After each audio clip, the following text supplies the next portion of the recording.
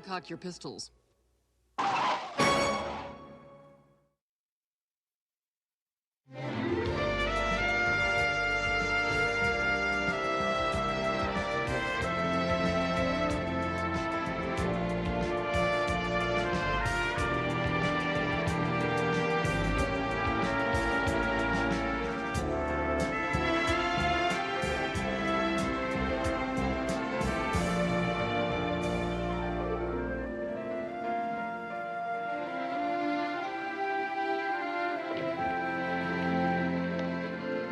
What a tuxedo costs these days, you would think they'd come up with some instructions on how to tie the damn thing.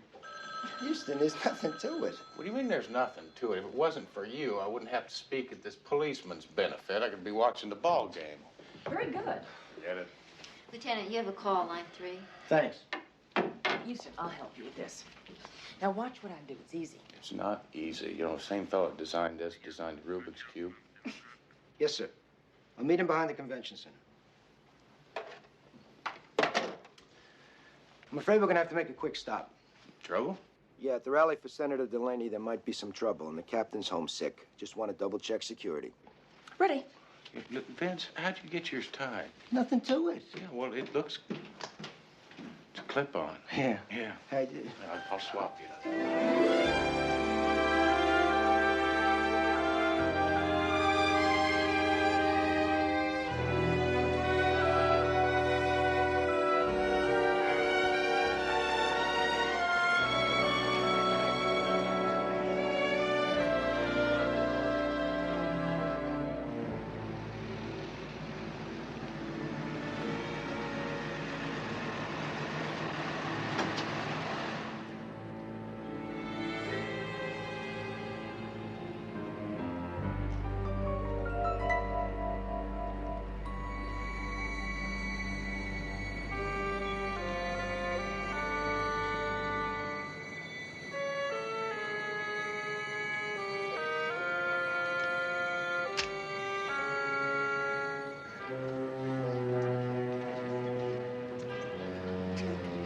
Just got the word.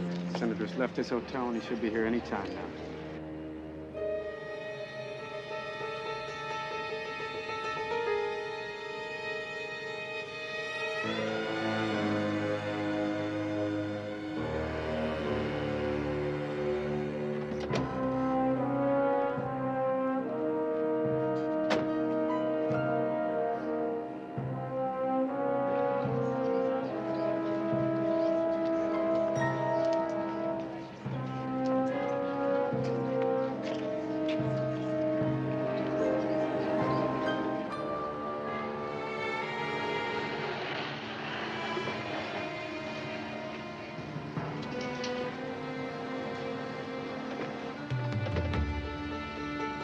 There he is. There's the senator now.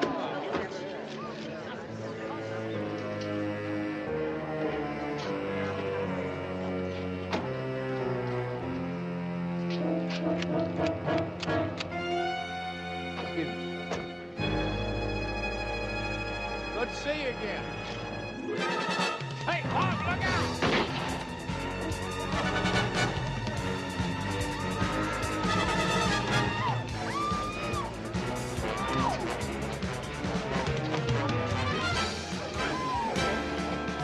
Senator, you all right?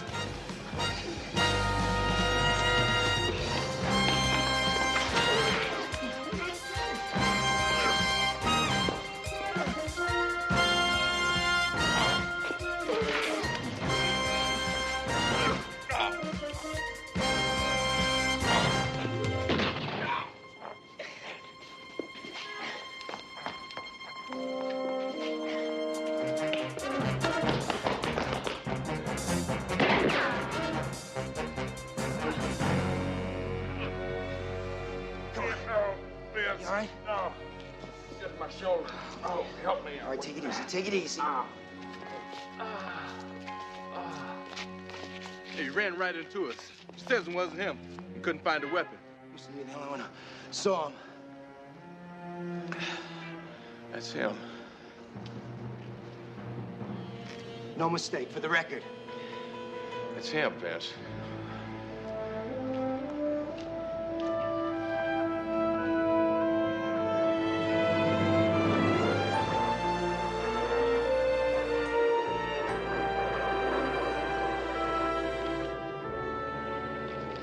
It'll be nice having a real vacation. This resort looks glorious, Houston. I just hope the numbers are as good as Murray says they are.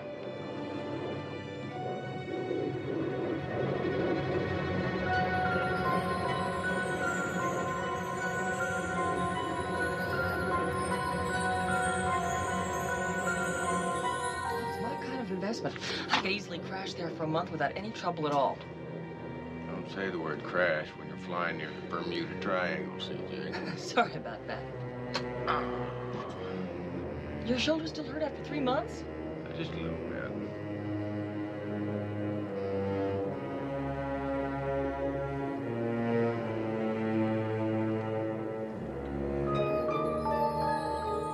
CJ.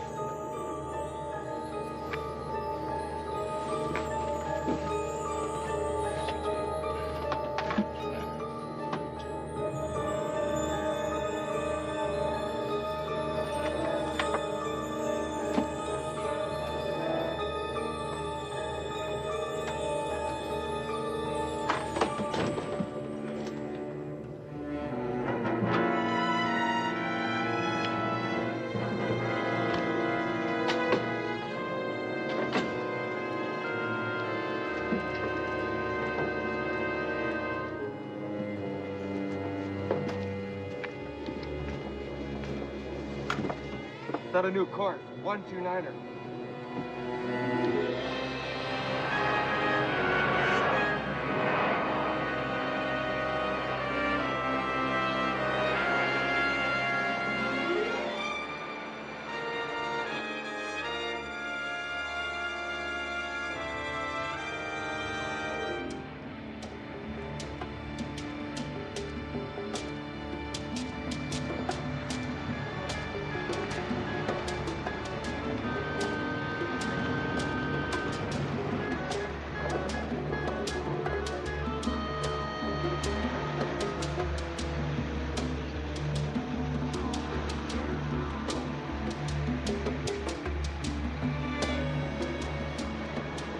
What the hell's going on here?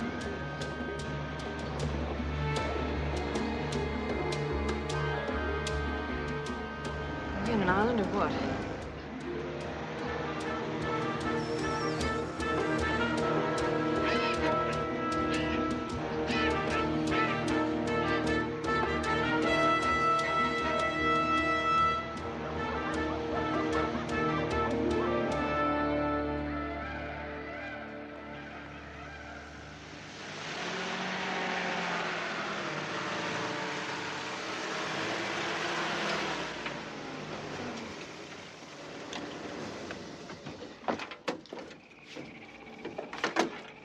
Get out.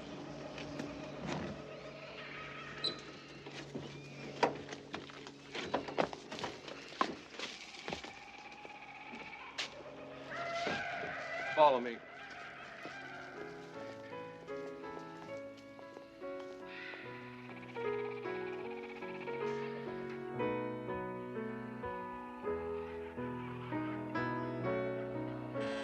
Sir, we have the Houston party.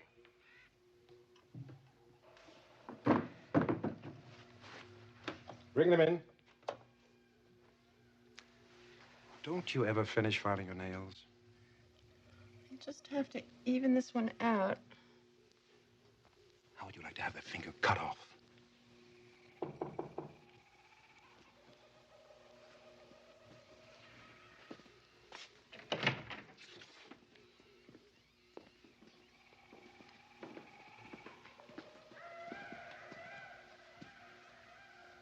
Wait outside the door, please.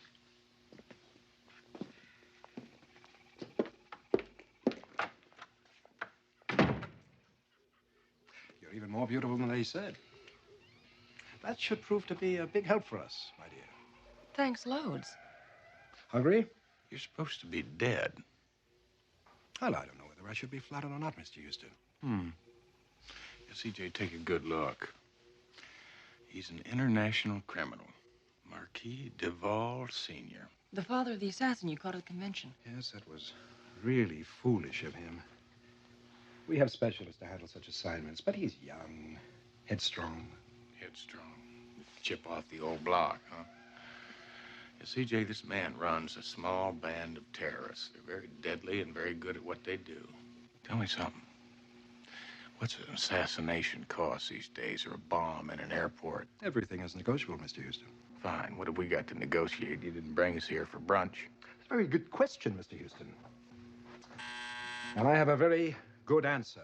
Fine, I've got another question. Just where the hell are we? One question at a time, Mr. Houston. You asked what we're negotiating for. It's her. Take her to her quarters. Just a minute there, Charlie. Oh, now, Mr. Houston. You don't think I do anything but see this lovely young lady to the most comfortable quarters we have? Her security is guaranteed, my friend. She is my guest for now. I said... Houston, it'll be all right.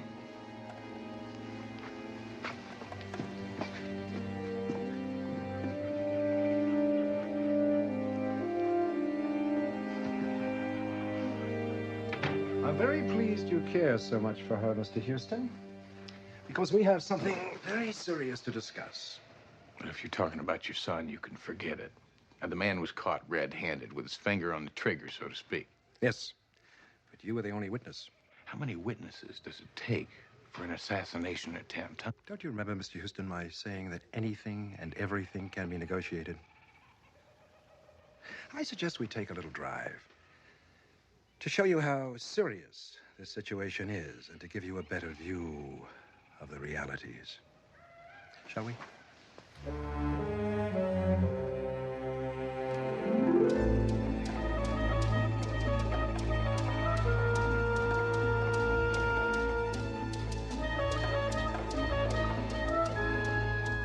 There is no escape from him. Suppose you were to make it through the jungle to the coast.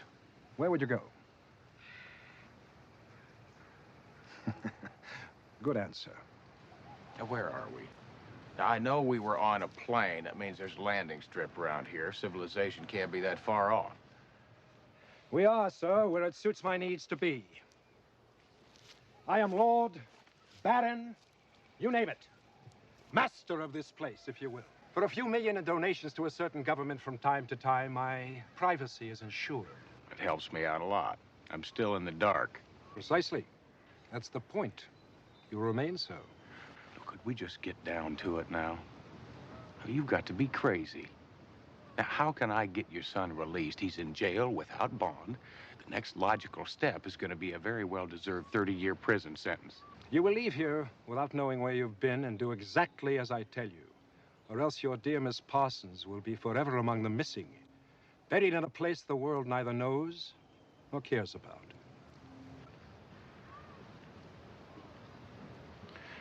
What exactly is it you want me to do?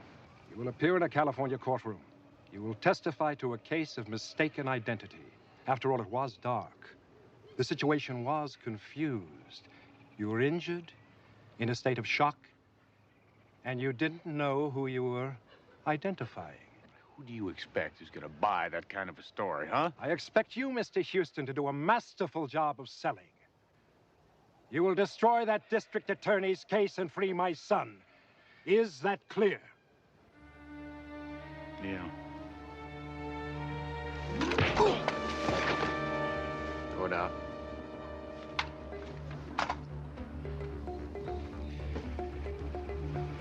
I'm sorry you did that.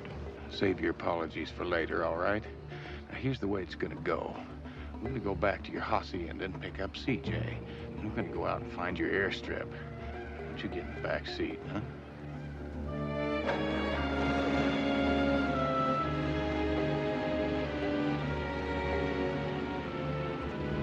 I sincerely hope we could settle this without a show of force. We can't. Drive. I said drive.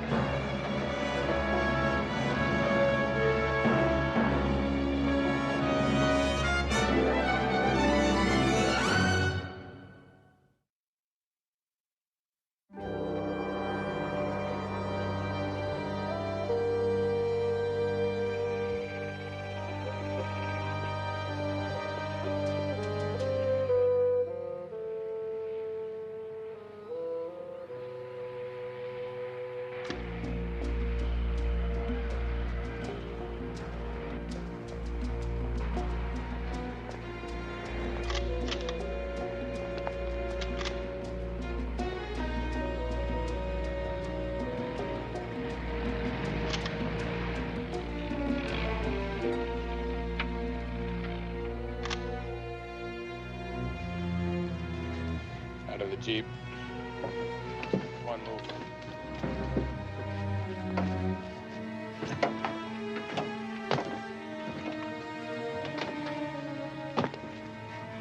To the house.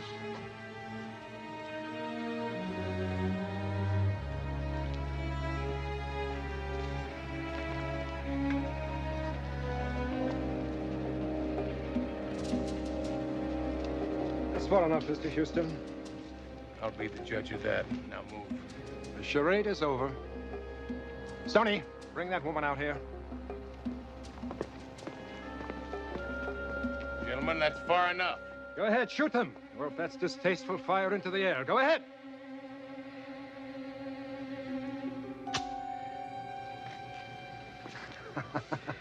You're a brave man, Mr. Houston. I thought you might try an escape attempt, so I have the accompanying guards carry unloaded weapons. I'd hoped we could do business on a basis of mutual trust, or at least with an understanding of the realities. But I see that's not meant to be. Pity, really.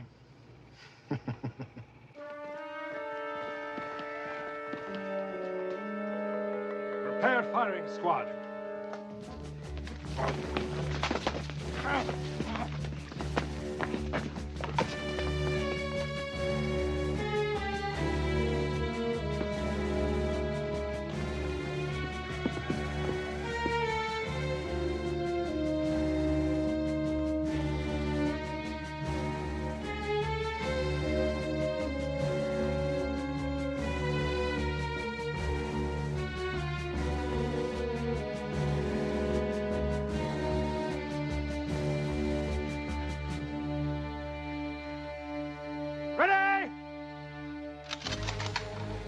Duvall, what are you doing? Your problem is with me, not with her. Let her go. Aim!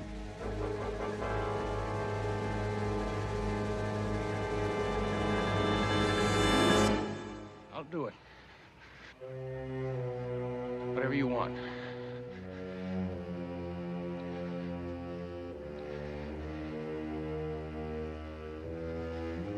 Stand clear.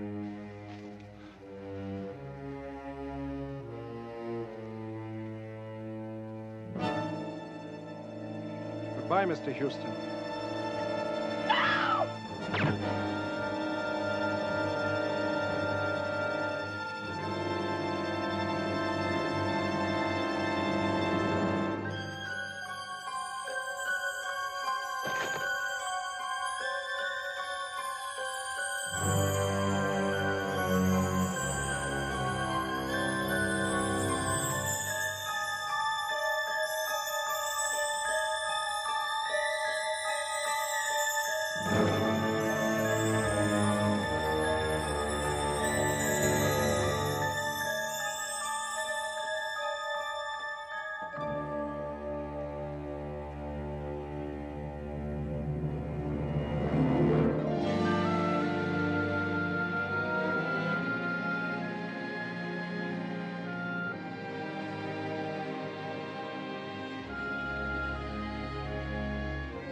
Houston.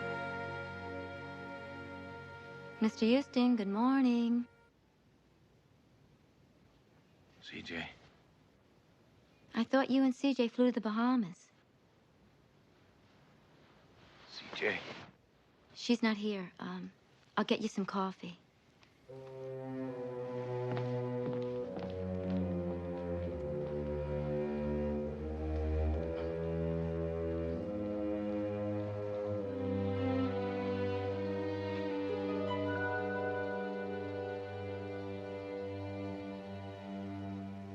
Pam. Listen, I know I asked you to cover for me this weekend, but why don't you take the day off? I could use the time to myself. Sure. Are you all right? Yeah, I'm fine, really. Why don't you spend some time with that fella of yours that never complains about your overtime? I will. There's nothing I can do? Not a thing. Okay.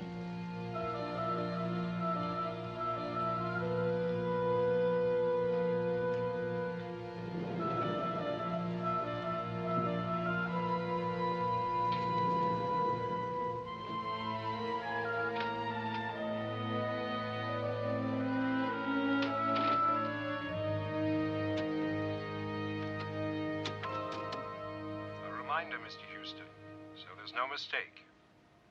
Just as I knew you were a brave man who would try to escape, so I also know you might not be swayed by threats to your life. But I have your Miss Parsons. I will not hesitate to kill her if you do not fulfill your end of our bargain, or if you attempt to betray me. Of course, Mr. Houston, you will be watched.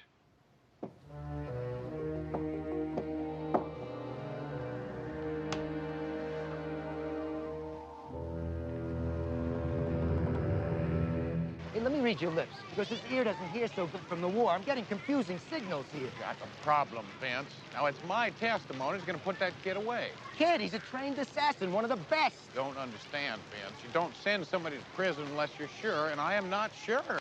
Now, maybe I just wanted it to be the kid that night. I don't believe this. And I talked to Judge Risk, and he understands my concern. Now, he tells me there'll be a hearing within 72 hours. I mean, you're recanting your testimony. There's nothing else I can do, Vince. Come on, you put that garbage on the street and That walk is up away. to the judge to decide. Now, the law says beyond a reasonable doubt, and I've got a doubt, Vince. Wish you understood my concern. What does it take, huh? What does it take? I mean, I can buy a rummy with a pint of muscatel, a prison snitch with a favor, or a junkie with the price of a fix. I mean, I know judges can be bought. I know cops can be bought, but what does it take to buy a Matt Houston?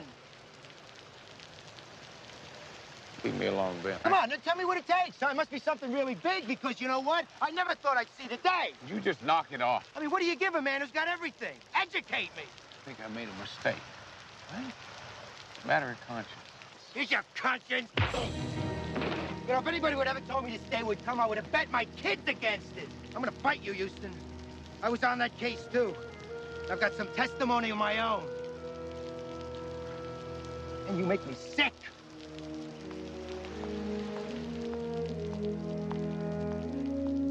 I have your Miss Parsons. I will not hesitate to kill her if you do not fulfill your end of the bargain. Of course, Mr. Houston, you will be watched. People, please. My client has been through a long ordeal. The injustice has now been corrected. Justice? Mr. DeVal was being charged based on the testimony of one individual. That testimony has been recanted, all charges have been dropped, and he is free. Free to kill again. Lieutenant, I'm warning you. This man is a known terrorist. Now he goes scot-free because of him. One more word, Novelli. I'll see you in court. It stinks.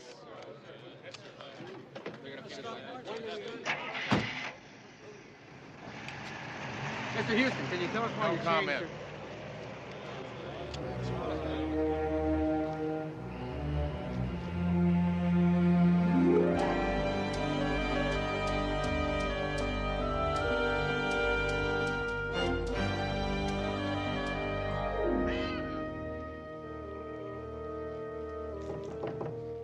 Come in.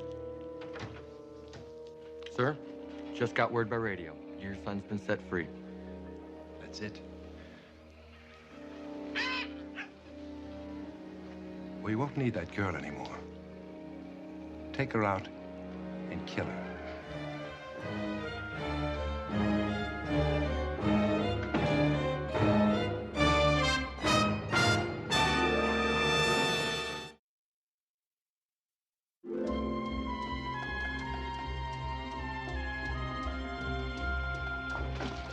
What's going now, fellas?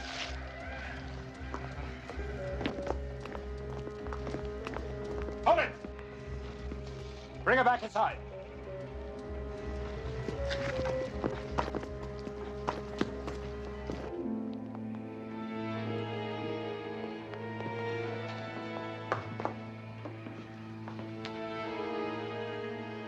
Leave us be. You too. Get out.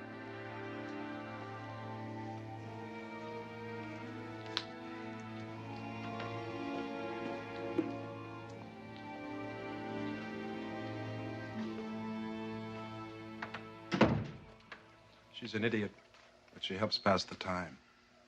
We're thousands of miles from nowhere here. So few diversions. I'm sure you understand that. You look like a woman of obvious intellect. taste, class. What is this? Oh, I see. Not good looking enough for you, huh? Do I offend your tender sensibilities? Would you like to hear some gentle words?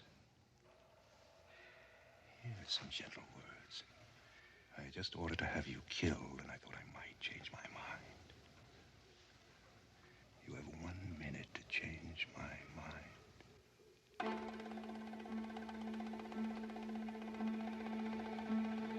All right.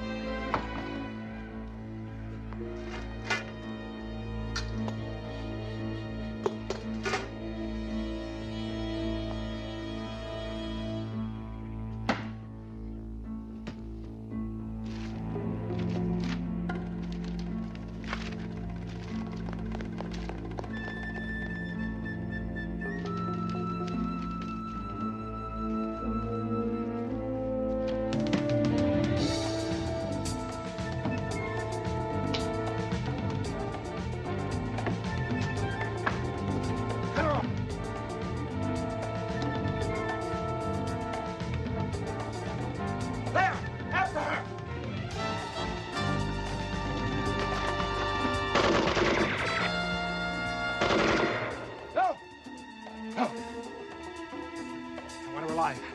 Get him! Let's go!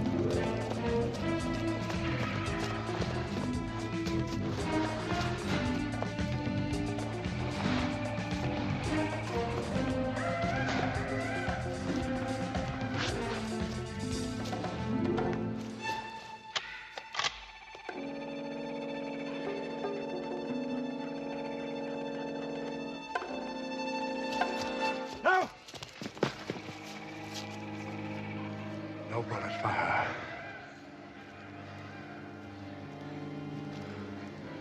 The bullet will be much too quick. Pretty soon we'll have Houston here. Watch each other die. It'll be much slower than a bullet.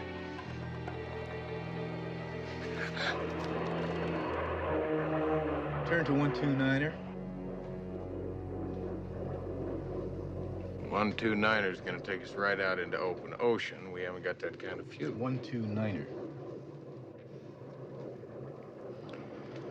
So now that we all know each other a little better and we're getting comfortable, and your friend back there's got a pistol trained at the back of my head, would you mind telling me where we're going? Between Florida and the Bahamas, off of Cuba and Haiti, there's all sorts of islands nobody's ever bothered to record. Nobody goes there. Set the autopilot. Guess it means we'll be traveling for a little bit, huh? We have 17 minutes to go. That is to say, we do. You have somewhat less.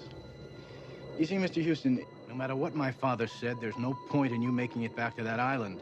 Why'd I know you were going to say that? What's it going to be, a swan dive from 35,000 feet? Take him in the back and kill him. Freeze! Now, hand Mr. Houston the gun. Bless you, sir. You mean that little scene outside the courtroom was an act? I'll catch you on real quick, Junior. Over here. You're a fool, Houston. What are you going to do, send me back to jail? That's where I was. We're back where we started. Not quite. See, we know where your island is now. See, Lieutenant Novelli here used to be a captain in the Air Force. He's going to fly you back to Key West and return with the cavalry. You go down to that island and he'll kill her. Not if he doesn't know I'm on the island.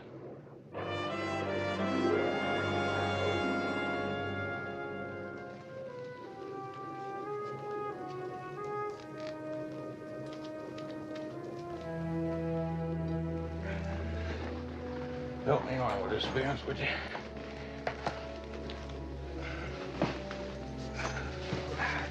Houston, if we don't land on that island, Duvall is gonna know that something's up. You think whatever he wants to, Vance, as long as I got time enough to get CJ out there. One way or another. One way or another. Listen, were you airborne or Rangers? When was the last time you made a jump? Well, I've never made a jump before, Vance. I was Army intelligence. Where's the cord on this thing? This is it right here. This is it. Relax, it's a joke. Come on, we gotta get going. Good luck. Thank you.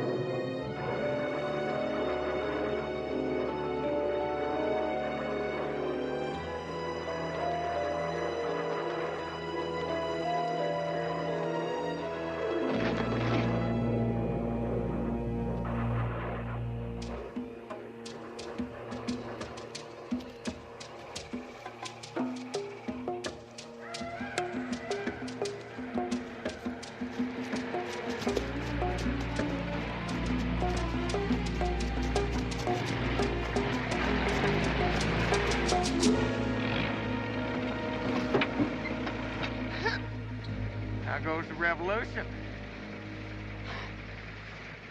Listen, you're probably wondering right now if Matt Houston is the kind of man that'd strangle a woman, aren't you? I think we both know that you would not. Well, the only problem is I happen to be thinking about a pretty lady right now that I care an awful lot about. Her welfare depends upon your cooperation.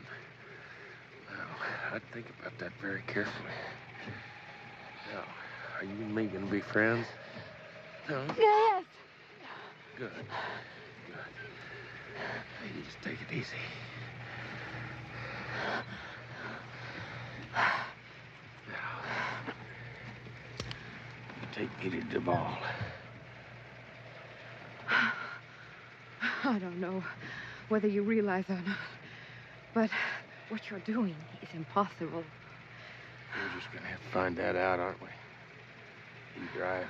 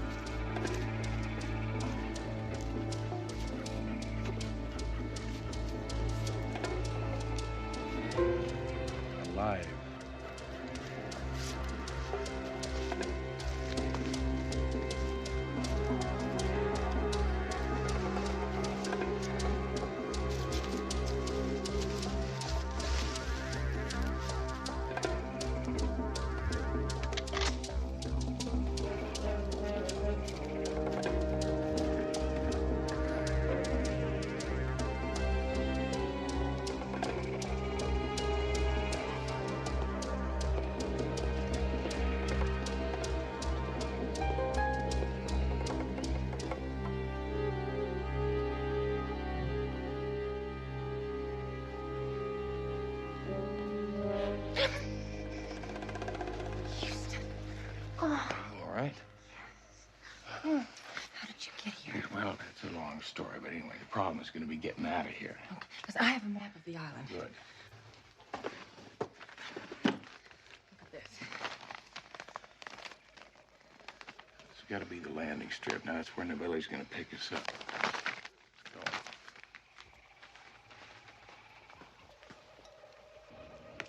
Hold it, Houston! Stay right where you are! Move it! Cover all doors and windows. Come on, CJ. This way.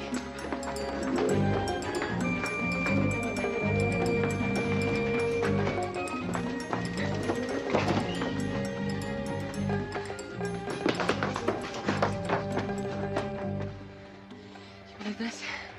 Smoke bombs, flares, hand grenades. Automatic weapons, place is real stockpile.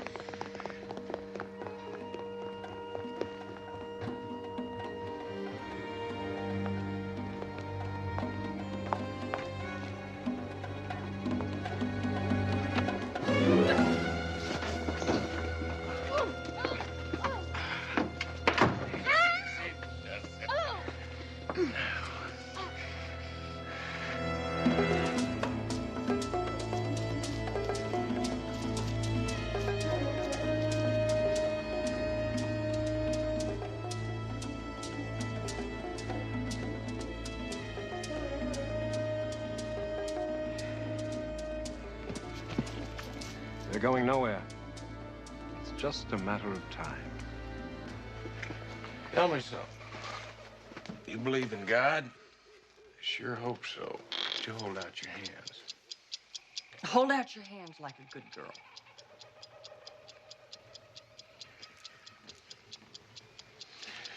If you will notice, that is set for 3 minutes. And in 3 minutes, we're going to find out if there's really a heaven or if we're all going to wind up rabbits in Idaho.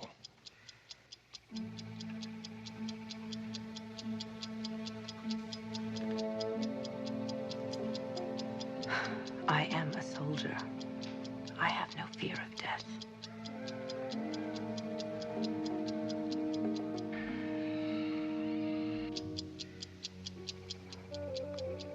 You're bluffing. Lady, we've got nothing to lose.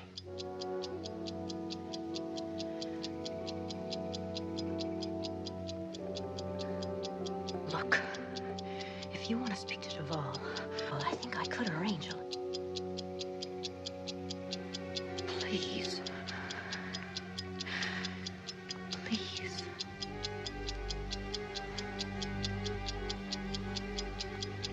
My God. You best go warn your friends, ma'am.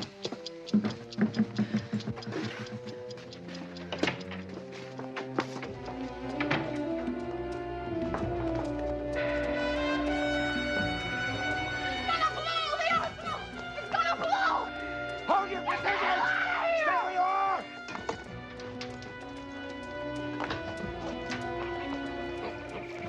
Stay where you are! Stay where you are! Hold your position!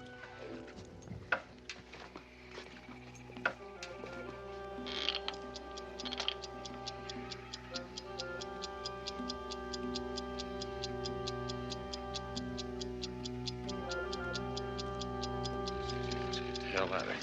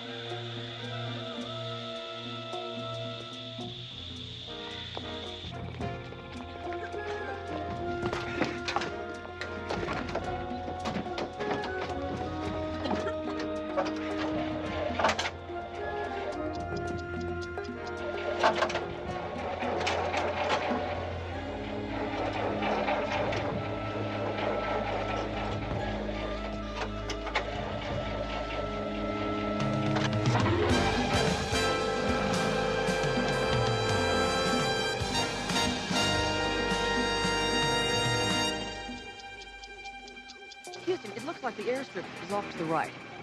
I hope you're right.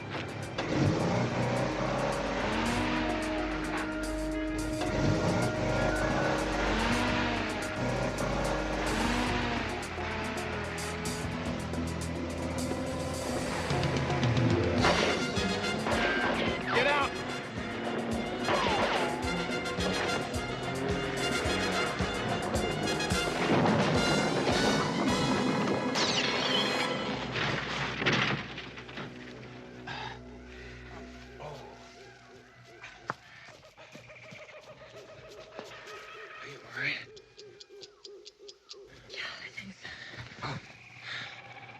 You betrayed me, and you betrayed my son.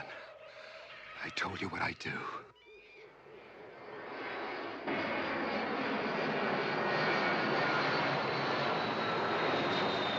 That'd be Novelli with the cavalry.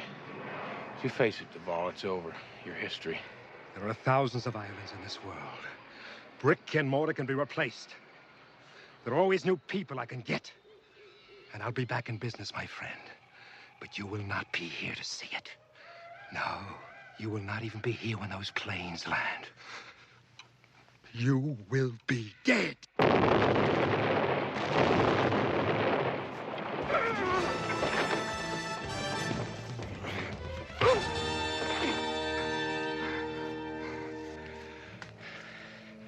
You wanted to be with your son, Duvall.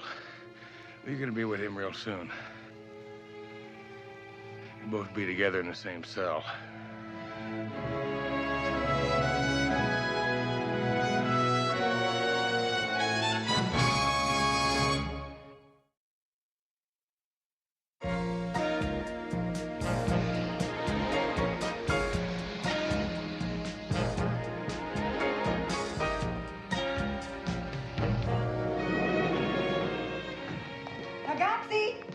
Ragazzi, dove siete? Ma che state facendo? Oh, facciamo tardi, eh? It's late. What's the hold up? Oh, you can't tie your tie. It's such a simple thing. Mama, they're dragging their feet because they don't want to go to the opera. Well, that's not true. It's not that I don't like the music. I just can't understand it. See, I don't speak Italian.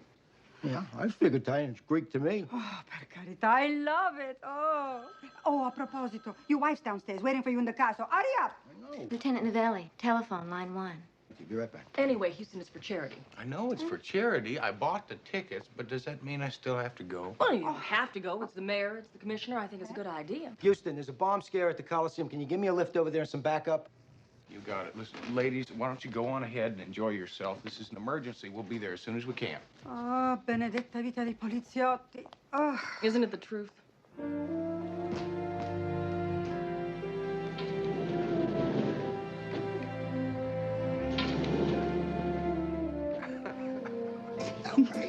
It was great the way you did that. I didn't think you were ever going to come back in there. I mean, what are you going to do now, huh? Come on, let's do something. All right, let's go. Come on. It's on. We can go. All right.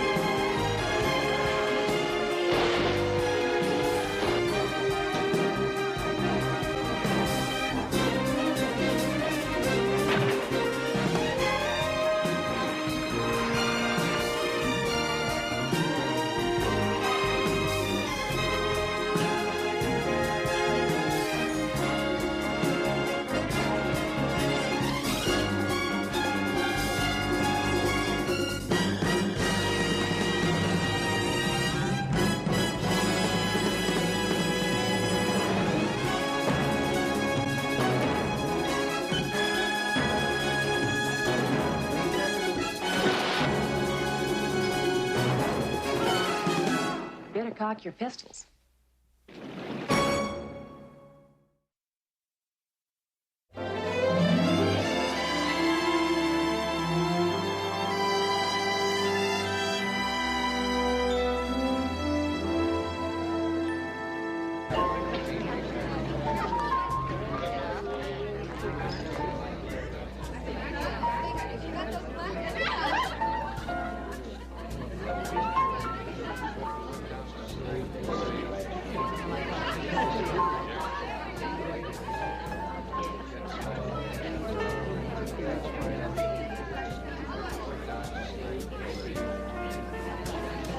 Yes, Catalani's here.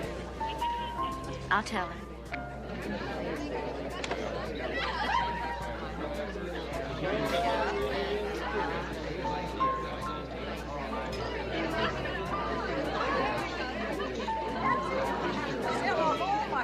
Come to California. Excuse me, Annie. I just got word Houston's on his way out. Oh, thanks. I'll call the doctor. I really enjoyed your autobiography, Dr. Denny. Saving lives must give you lots of satisfaction. It does. But the ultimate satisfaction will come when we complete our new research. I just hate to cut you out of the herd, Doc, but Houston is going to be here in 2 shakes of a lamb's tail. I'll be right along, Annie. Barney, do you know anything about the test results? Oh, Walter, I'm sorry, Leave Barney out of this, Walter. Kimberly, I need an explanation. Water, honey. Roundup time, Dr. Belcamp. And Dr. Price. On the patio, please. All right. We will continue this discussion later.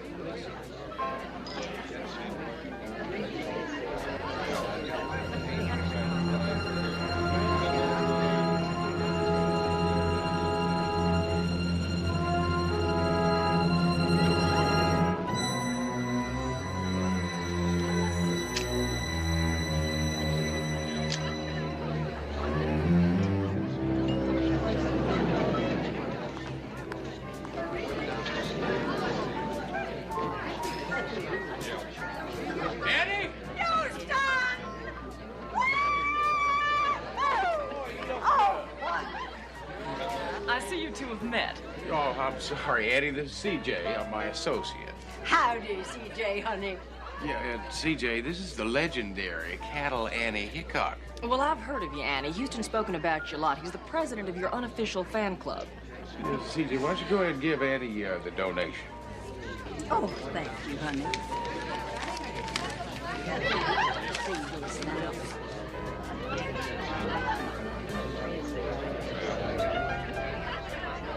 Matlock, I never saw so many zeros.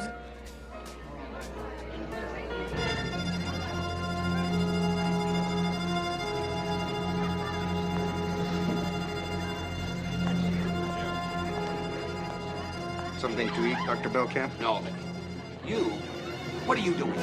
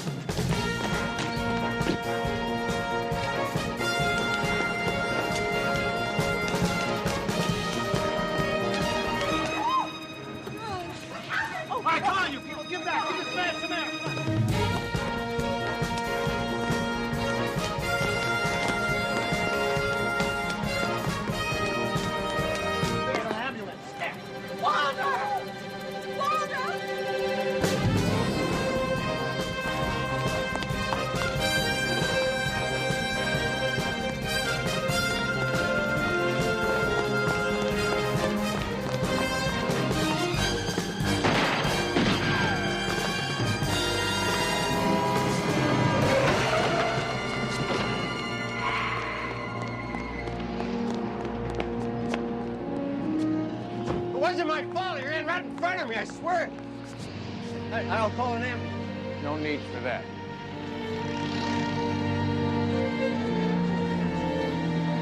No identification. Oh, my God.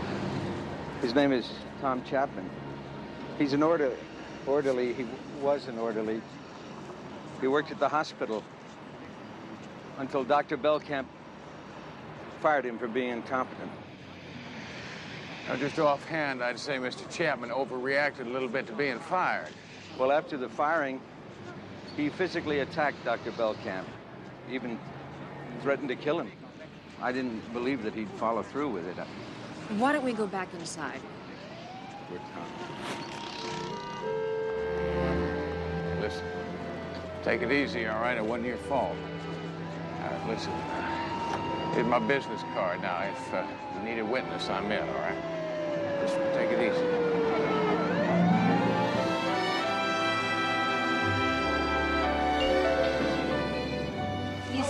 Please. CJ? Good morning, Houston. I accept the orange juice with thanks, CJ, but I flat out reject the statement that this is a good morning. Well, you undoubtedly have been at the hospital with Catalani. How is Dr. Belkamp? He's losing ground fast. CJ, I stayed up all night trying to figure out why this Chapman fella decided to shoot Belkamp at a party in my office with a whole bunch of people standing around and recognize him. Well, maybe this will help answer your questions.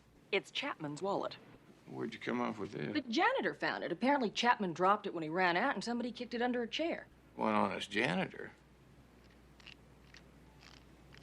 Now, where do you suppose an unemployed fellow'd come up with this kind of money? Well, now, that's what I mean. It might also answer your first question, why he did it. Now, according to the license, he lives in the marina. 1400 Dolphin Way, boat slip 61. You better get a hold of Vance, tell him what we got and where I'm headed.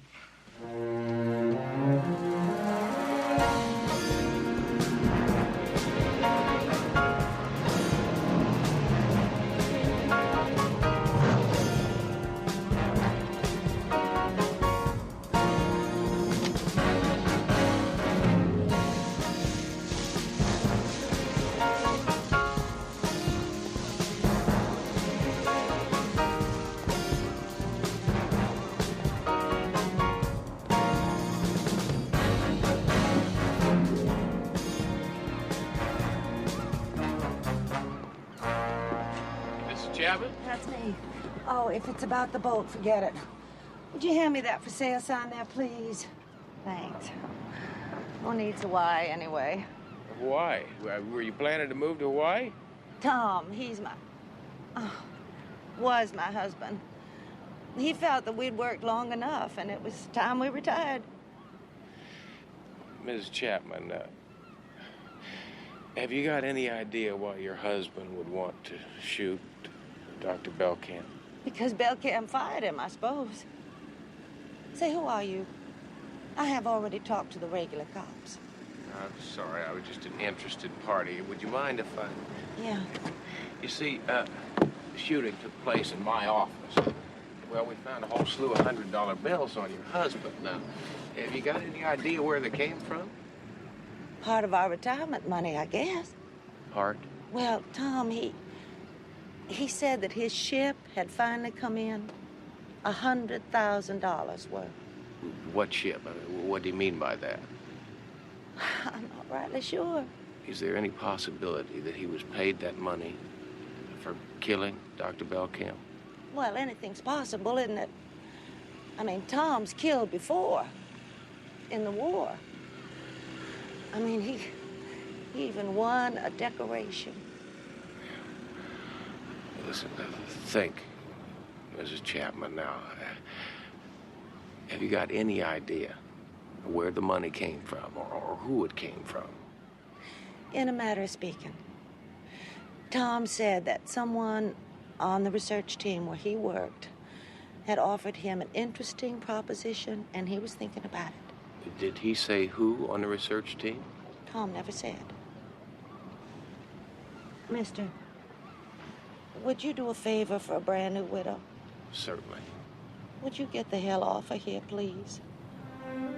I was brought up to believe that crying in front of people is not nice.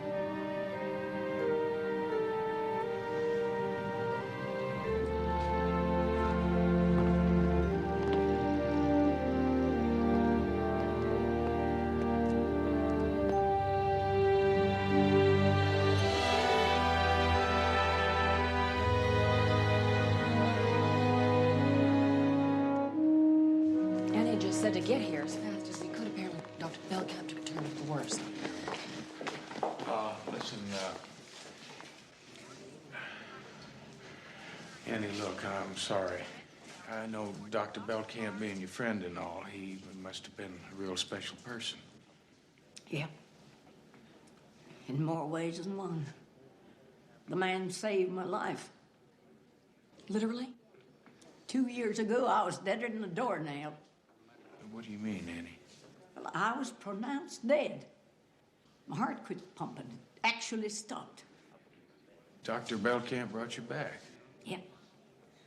With the help of a wonderful new serum that he developed with his partner.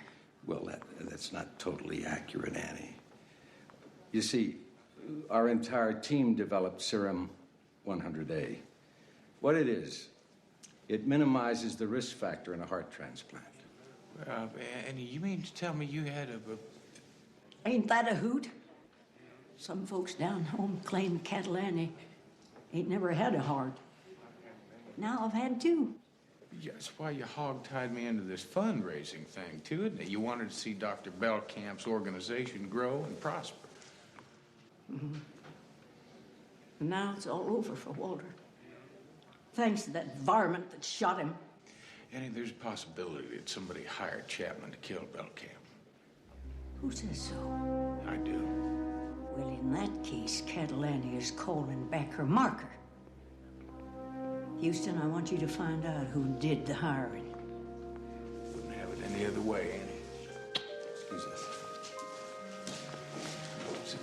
CJ, now, Chapman's widow, in a manner of speaking, says that somebody from Belkamp Denny hired Chapman to kill Belkamp. Well, that's my cue to go back to the office and check up on all those team members. That's right. And since the killer was supposed to be paid $100,000... I'll run a financial check on all of them. Right. Yeah, you got it. Yeah, and if you need me, I'll be in surgery.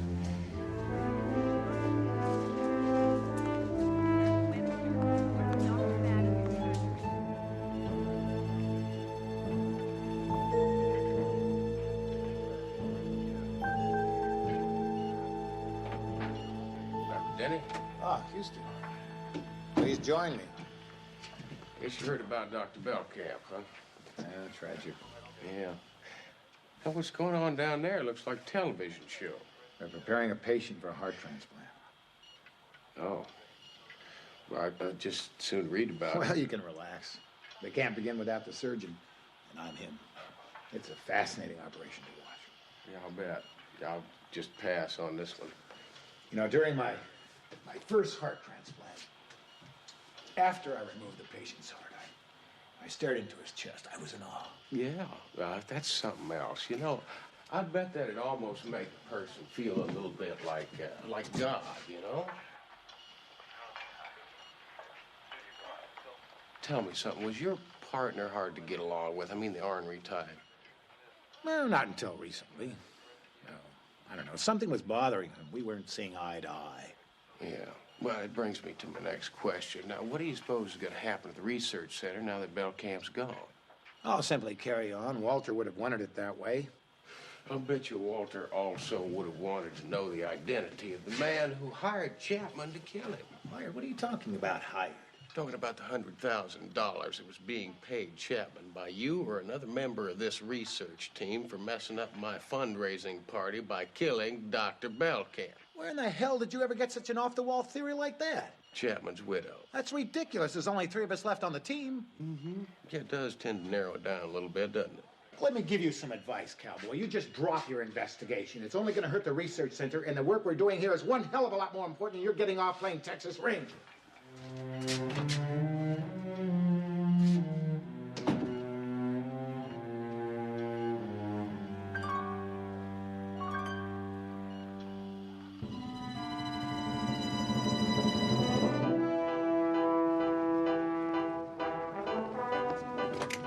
Emergency, sir. Can you give us a hand here? You bet. Who's in trouble here? You.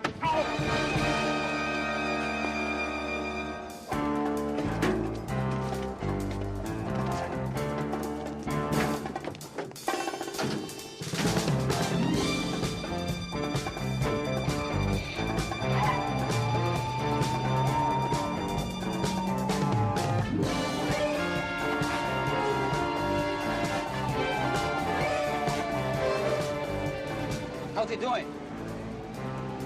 chill out. That cowboy is not going to be too happy when he wakes up, especially when we tell him about the funeral. His.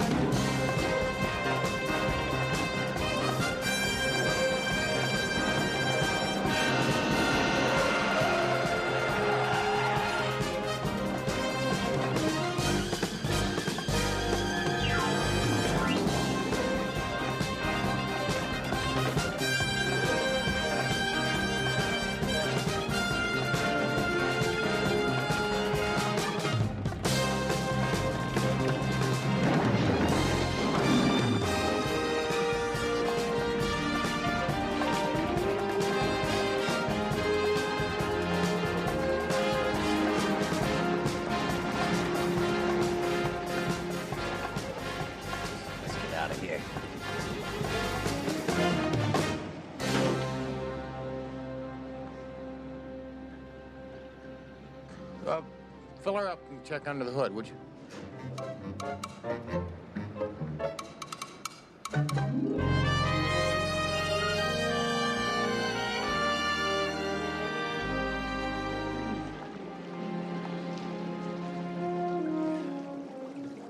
Showtime, Houston.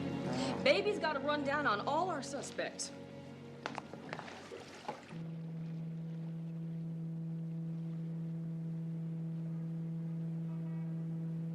By the way, I'm going to start with the dead man's partner, Dr. Owen Denny. He's a brilliant heart surgeon. He is very flamboyant, and he loves the ladies. Well, I understand he loves publicity, too. I mean, I see him all the time on the TV talk shows and in the newspapers. Tell me something, CJ. How's his partner feel about all the hoopla? Well, his partner feels the way anybody would who does all the work and doesn't get any of the credit. There was a lot of tension between Belcamp and Denny. Well, maybe Dr. Denny decided to end the partnership the hard way, huh? That's possible. Who's next? Well, next we have Dr. Kimberly Price. She's very young, very talented, and very ambitious. Dr. Belcamp found her when she was a young intern, and he liked her work, so he took her under his wing personally. Does that mean what I think it means? You bet. Very hot and heavy affair till about 2 months ago when she replaced him for a newer and younger Romeo. Want to make any bets on who it is? Oh, Dr. Owen Denny? Give a cigar to the cowboy. Very good. Yeah, that also means that she's next in line to take Dr. Belcamp's place on the foundation. That's right. Now, this is Barney Jenks. He's the team research assistant, and he was very instrumental in the development of Serum 100A, and they're now working very hard on developing Serum 100B. Well, CJ, what is all this serum stuff? Well, I don't know, but it has something to do with human organ transplants. Yuck. Yeah. Well, have you got anything else on Barney Jenks? Well, just that he and Belcamp go back a long way. It was a very tight relationship. Yeah, well, relationships have a way of disintegrating, CJ. This is true, Houston. But it's Catalani. Come on, she's not one of our suspects. Maybe, maybe not, but I'd still love to know what that sweet Texas favor is that you owe her. If you dare to tell her, Matlock, I'm gonna jerk a nut in your tail. Hello, how are you, sweet Faye? Oh, now, come on, Catalani. Tell me what's that secret something going on between you and Houston. Come on, fess up. What do you think, Annie? Should we tell her? It really ain't no big deal. Well, in that case, I think CJ's a safe bet. You see, CJ, Annie saved my life before I was born. Before you were born? Yeah, my mother was 8 months pregnant. She got in a car wreck way out in the boondocks, and Annie came along and delivered me right on the spot. Saved me and my mother. Like I said, it was no big deal.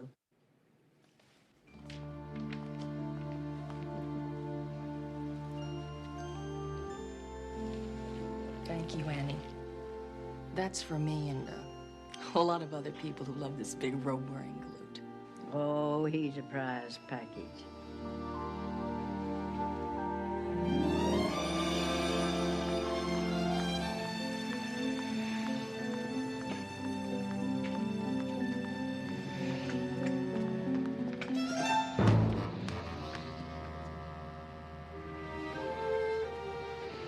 Morning, Doctor. I believe we have an appointment. Well, the lady who phoned didn't mention a football game. Well, that was just a little diversion. See, I wanted to catch you before you got inside, because I know when you're in there, there's all kinds of distractions.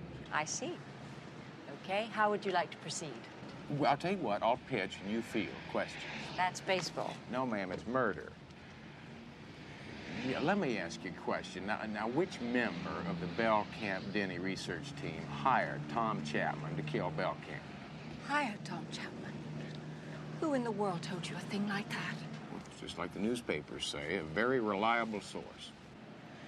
Just what is it you want from me? Well, Doctor, I'll tell you. See, I already know about your off-duty consultations with Dr. Bellcamp and Denny. Let's stop playing games, Mr. Houston. I know who stands to gain the most from Walter's death. I do. Yeah, I know that, too. But listen, okay, come on. Oh, I'm sorry. Now, hold on. Let me ask you one more question, okay, please? Yeah, just tell me a little bit about your formula, the 100A, I believe it's called. Yeah. Serum 100A helps in the prevention of body rejection of heart transplants. Once we received FDA approval, we sold the patent outright to Dumont Pharmaceuticals. Oh, what about your newer serum, 100B? Is there anything special about it? Yes. Serum 100B helps in the prevention of body rejection of all organ transplants and not just the heart. Huh. Well, that's pretty revolutionary stuff. I mean, have you folks gotten a patent on it yet? No, we haven't received FDA approval. Oh, but assuming that you do get FDA approval. Yes, Mr. Houston, the answer is yes. It will be worth millions and millions to the foundation. You won't tell me something else. What do you suppose your share is going to be now that you're co-chairman of this foundation? The game is over, and you just struck out.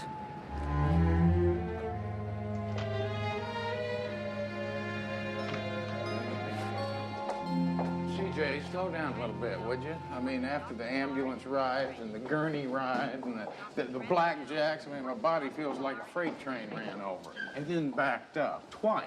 Maybe you should see a doctor. Yeah, no, CJ, just tell me about the financial information I asked you to dig up. Well, our research doctors, Owen Denny and Kimberly Price, aren't exactly in the food stamp category. You're meaning what? Meaning that either one of them could afford to hire a killer for $100,000.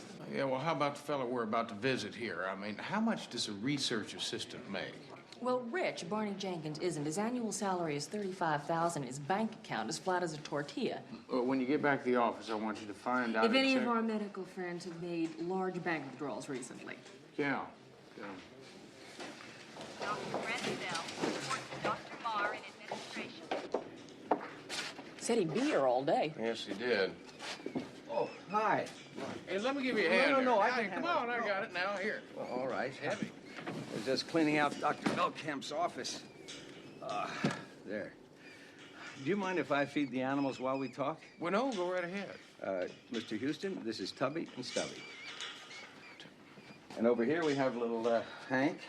Yeah, well, listen, Mr. Jenks, I tell you, we're having a heck of a time on this case, and I just wanted to ask you, have you got any idea why somebody would want to pay Tom Chapman to kill Dr. Bellcamp? Pay Tom? Nobody'd have to pay Tom. I mean, if you want my opinion, I think it was a vendetta. He killed Walter for revenge. Well, maybe, yeah, but I tell you, it's just beginning to look an awful lot like somebody hired him. Well, it could be that way, I suppose, but Tom was mad enough to kill 20 men. It was a lucky thing that I was with Walter to protect him the day that Tom attacked him. Now, was this when Dr. Bellcamp fired Tom? Yes, ma'am. Well, now... No, just a minute. If somebody did hire Tom, I don't think you'll ever find out who it was. Well, why's that? Just a hunch. Well, good. I mean, have you got any clues or anything you can give us that might help us out? Well, just hunches. Well, fine. Why don't you feed us some of your hunches?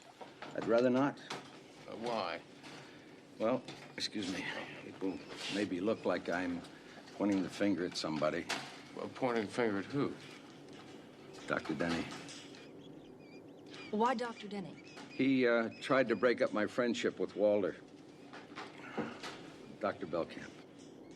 Oh, yeah, that's right, because you and Dr. Belkamp have been friends for a long time, haven't you? Yes. I was here long before Dr. Denny. It was jealousy. He was jealous of my friendship with Walter. It was a kind of class distinction. Oh, well, what do you mean, class distinction? Well, you know, I'm a lab technician hobnobbing with an MD. Well, that's no motive for murder, is it? No, ma'am, I didn't say it was. Oh, Mr. Jenks, why don't you tell me something? Now, what do you think could be a motive for murder? I don't know, Mr. Houston. You're the detective. But I'll tell you one thing. Dr. Denny is now #1 man. Excuse me? Certainly. Excuse me. CJ, do me a favor, would you? I'd like to get a list of everybody who graduated from Dr. Belkamp's medical school class, would you? Okay. What for? Well, it's like Barney said, just a hunch. Oh, cute little thing, isn't he? Yeah.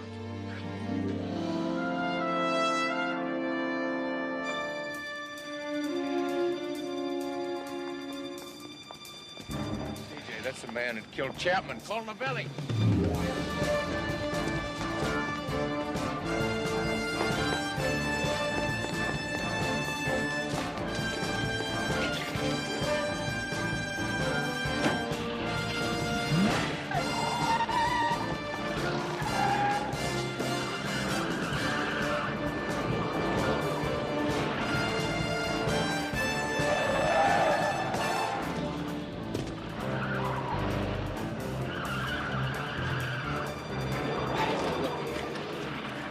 Thanks.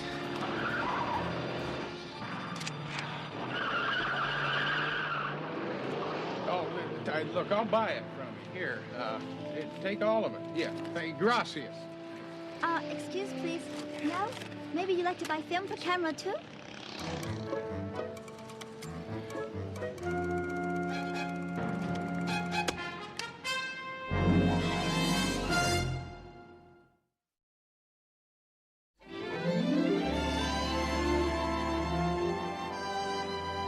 Jaw. Yeah, it's much square. Yeah, somewhere between Duke Wayne and Clint Eastwood. Yeah, they both had this look in their eye. You know, it was similar to the same look that Gary Cooper had when he said goodbye to Grace Kelly in High Noon. Oh, come on, Houston, would you quit kidding around? Oh, Vance, I'm not kidding around. That's it. That's them, Vance. It's the two goons. You recognize them? No, but I'll distribute these and I'll put it on APB. Come on. Yo, Vance, make it 2 APBs, would you? I mean, these cretins are out to kill me, and I don't know why. You don't know why? I'll tell you why. You want to know why? Yeah, I want to know why. Because you keep moseying around, you keep asking questions, you keep upsetting murderers who don't want to be upset. Gabish? Vance, I got a mosey. See, I promised Catalani. Okay, well, let my office know we can get in touch with this Catalani so we don't need more than 5 pallbearers. Hi, CJ. Hi, Vince. You wanted me to look into the banking habits of our suspects? Well, I just discovered that Owen Denny made 3 cash withdrawals in 2 months. Total amount, $100,000. The exact amount that Chapman was paid to kill Belkamp. Right. I think it's about time I paid another little visit to our good doctor, Owen Denny.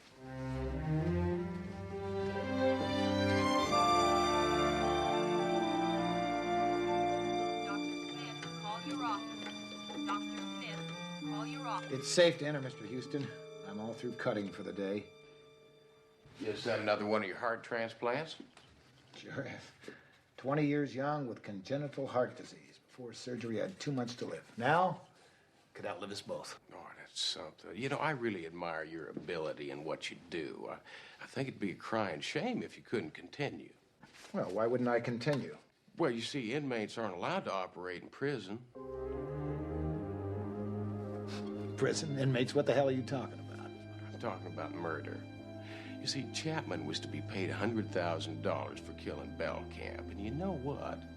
That's the exact amount you've taken out of your bank account over the past few months. Come off it, Houston. I'm a wealthy man. I make a lot of investments. But those investments aren't usually made in cash, are they? Well, the kind you don't want to pay taxes on are. Besides, what I do with my money is none of your business. Finding out who killed your partner is. You better make that was. Houston, either you get off my back, or my lawyer is going to be talking to a certain judge about you. A judge who just happens to have a daughter in desperate need of a heart transplant.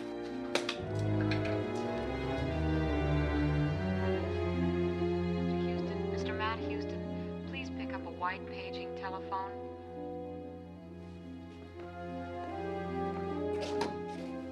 Houston. One moment, please. Hello, Houston. I've located that graduating list of Walter Belcamps. Now, what am I looking for? Barney Jenks. The lab assistant? He isn't even a doctor, is he? Well, I'm not sure, CJ, but I tell you, when I was looking at the graduating class picture in Belcamp's office, there was Barney standing right next to Belcamp, big as life. Well, he's not on the list. I'll tell you, CJ, maybe it's about time that I did a little operating on my own. Have you got Barney's address there?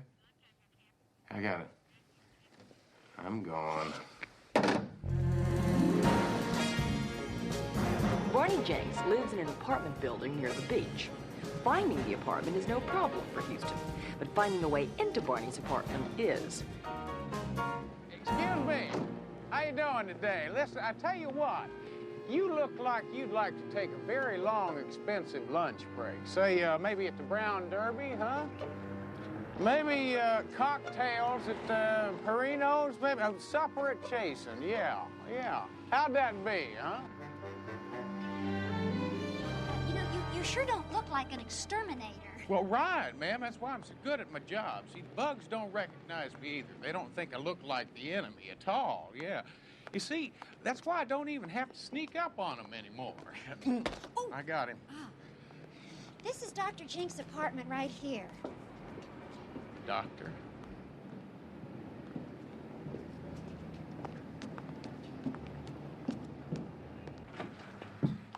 Since the manager didn't tell me you were coming, I'm gonna have to stay here while you do your work. Oh, ma'am, I can't tell you what a pleasure that'd be. See, it gets real lonely talking to bugs. You know, Mr. Jenks never told me he was a doctor. Oh, well, look at that wall. And he's got more diplomas than Trapper John. Yes, he does.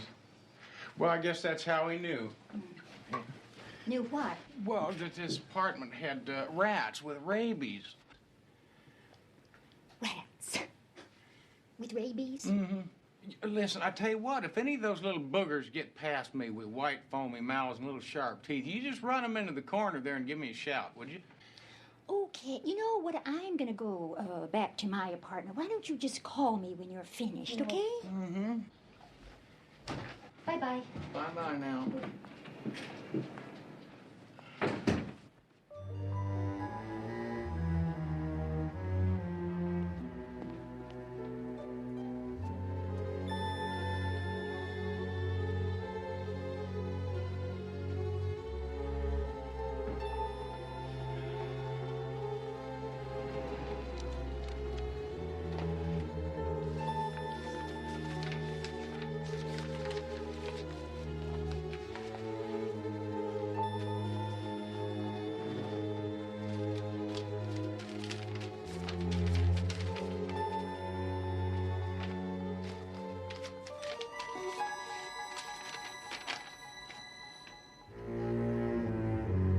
Glad you stopped by, Annie. It's a pleasure, Matlock. I wanted to talk to you anyway. Seems like you've been ruffling more than your share of feathers. Well, it sounds like you've been talking to Dr. Denny. Yeah, and he is hotter than a spring jalapeno. He wants me to take you off the case. Well, it's a little late for that, Annie. See, I think I discovered the reason why Dr. Belcamp was killed. What's this? It's all hell about to break loose, Annie. That's a letter from the FDA addressed to Dr. Belcamp. Now, it states very clearly that your new serum 100B is no good. It's totally useless. Where'd you get that letter? Barney Jenks' apartment, along with a whole bunch of other good stuff. Matlock, that serum 100B has got to work. Why, the research team tested that out in every possible which way. Walter told me it was blue perfect, and I believe him. Fine, Annie, but what I need to know is why Barney's got a letter addressed to Dr. Belcamp. Well, that's easy. All the Foundation mail went to him so he could weed it out. So there's a possibility that Belcamp never saw that letter at all. I would bet on it. If he had read it, he would have told me so. Well, Annie, I got myself an idea. Well, then don't just sit there. Start making tracks. Stir your stumps. Yes, ma'am.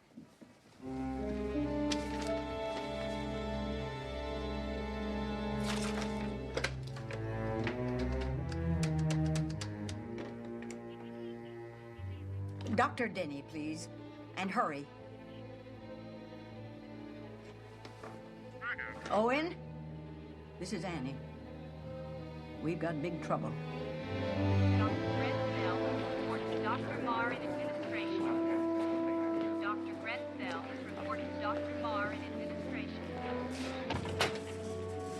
Barney, you happen to know where I might be able to find Dr. Price and Dr. Denny?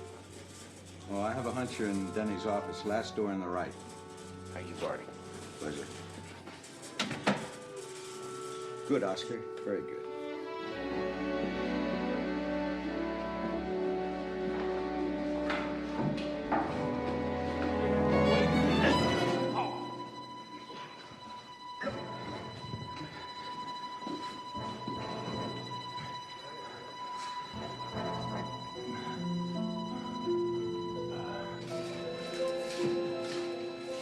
This is Mr. Abrams, the heart transplant patient. Oh, yes, the patient. The operating team's waiting for him.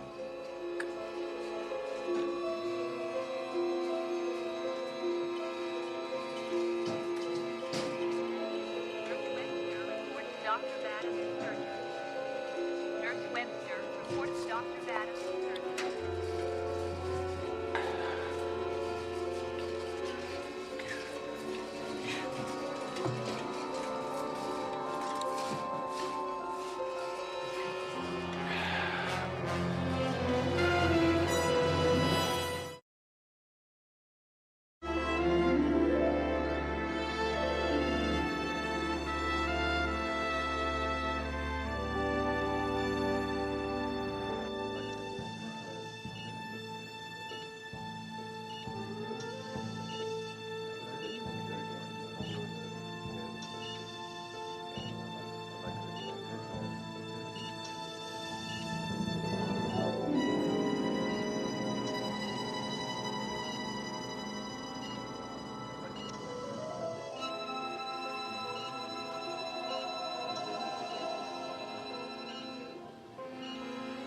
Now, don't panic.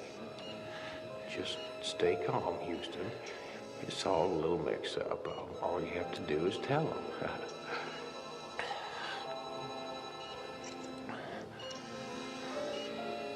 Just say, hey, fellas, I'm just fine.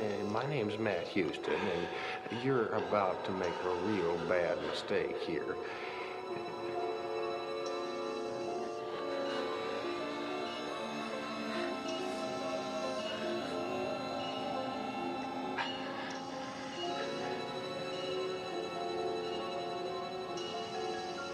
All right, Michael.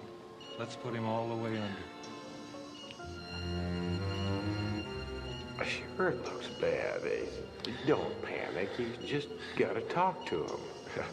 It's a simple use of the throat, lips, and tongue. Yeah.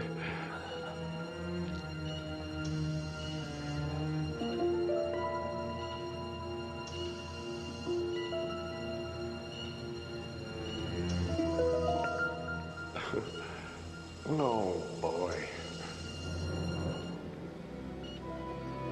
We're ready, Dr. Denny. How we doing? All systems go, Doctor. He's all yours.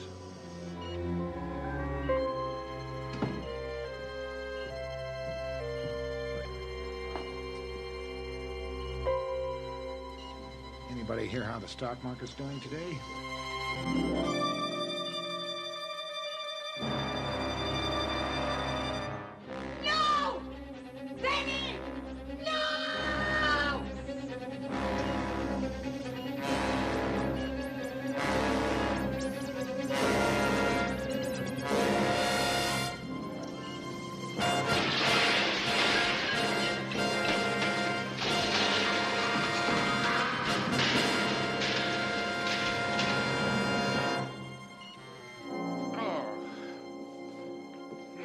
Matlock. How do you feel now? Oh, Annie, I feel like I've been rode hard and put up wet. Looks like I owe you another one. I'm sorry, Houston. I didn't know it was you. I never even looked at your face. You see, I phoned Owen, and then I came over to show him the letter from the FDA. Well, I never saw that letter until Annie showed it to me. Those FDA findings are totally wrong. Our serum does work. Hey, well, listen, you must have copies of the test results around here somewhere. Where do you keep them? Well, Barney's lab. Oh, would you mind if I took a look at them? Sure. Oh. Now, if you're too rocky, you latch on to me. No, fine.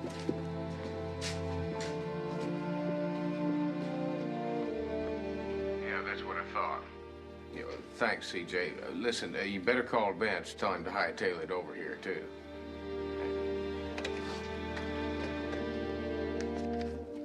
Well, this isn't the correct data. I don't understand. Yeah, well, I do. Somebody switched them. Who? Dr. Barney Jinks. Doctor? Barney's no doctor. Well, what he is and what he thinks he is are two different things. Would you care to translate that into Texan? I'm sorry, Annie. It's just, well, Barney's apartment is a medical shrine. I mean, it's wall-to-wall medical diplomas, and all of them are fake and all of them are forged. Why? Well, it seems like Barney was almost a doctor. He went to school with Dr. Belkamp. Well, the problem was Belkamp graduated and Barney didn't. He was kicked out and sent to prison 3 weeks after the class photograph was taken, 1 week before graduation. What for? And why did Walter hire the man for such sensitive work? Because Walter felt sorry for me. Walter was my best friend.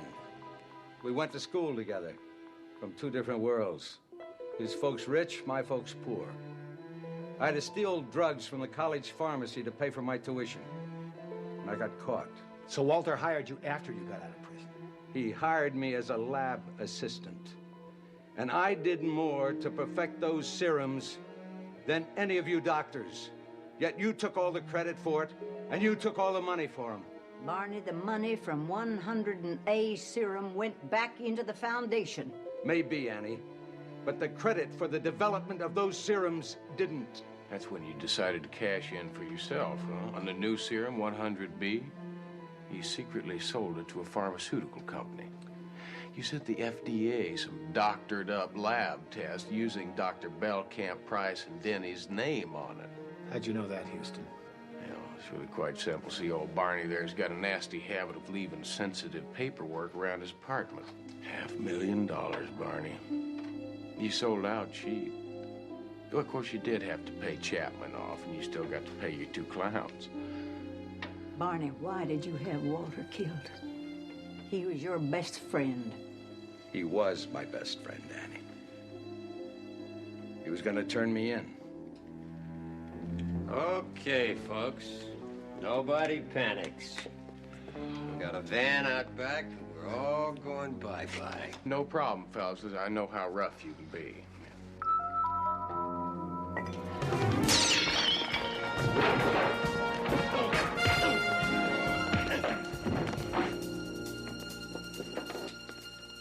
Don't worry, Matlock. These fellas are hobbled. You go get Barney. Here's something else, Annie.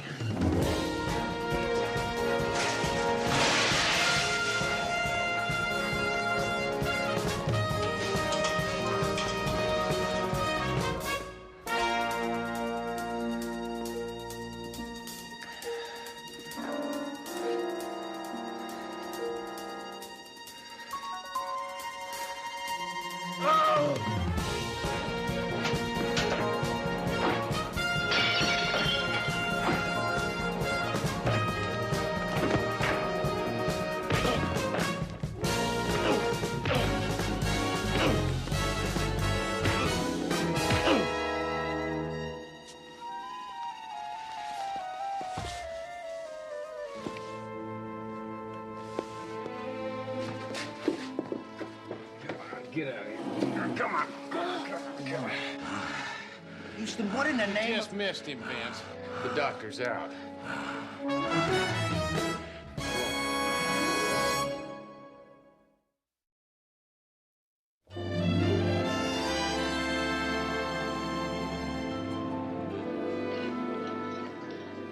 you know that I brought Mama an onion from Vidalia.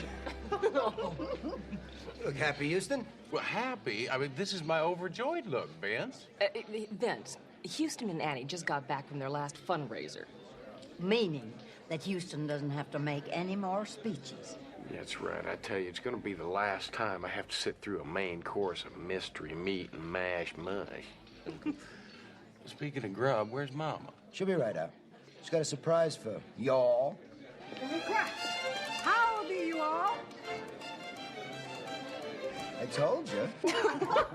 Mama, you look great. Have you been taking her shopping or what? Isn't she beautiful? Honey, you make the yellow rose of Texas blush to pink. Hey, you ain't seen nothing yet, partner. Okay, you saddle tramps, move it out, pronto. A special pizza for Catalani. Oh, wow, it's Texas! The pepperoni is Dallas, the olives is Lubbock, the green peppers is Galveston, and the mushroom is San Antonio. He was Catholic, you know. But Mama, where's Houston? The meatball. The meatball? Monsieur. The meatballs. They're always the best. Houston.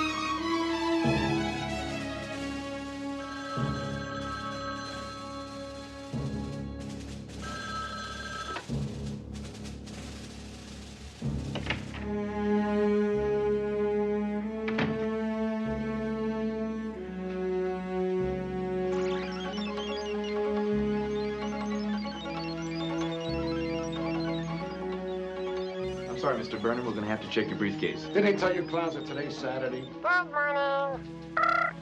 Sir, if you would just... Ah, what's the use here? Keep it. Compliments of Herman Burnham.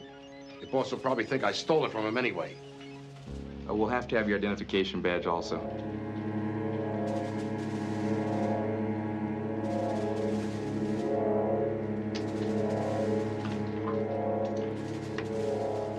I can't give you anything but love, baby.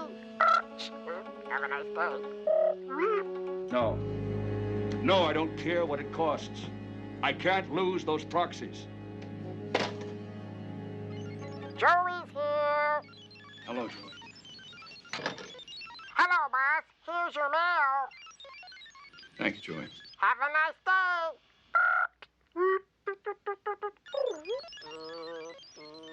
I can't believe this. I mean, you're destroying the magic. We're so close to being finished. Close, you are finished. I've got the proxies. I am taking over the company, bringing it back to reality before you or my brother bankrupts it. Now, here's a bulletin. It's over. No, it's not over. Joey's world is my life, and I'm not letting you throw it away. Hello, John Gordon. Here's the mail for the lab. Thank you, Joey 3. Have a nice day. I love you, John Gordon. I can't give you anything but baby.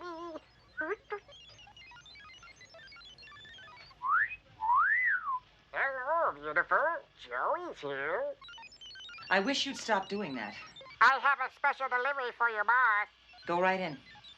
I can't give you anything but love, baby. No, by tomorrow. Right. Joey's here.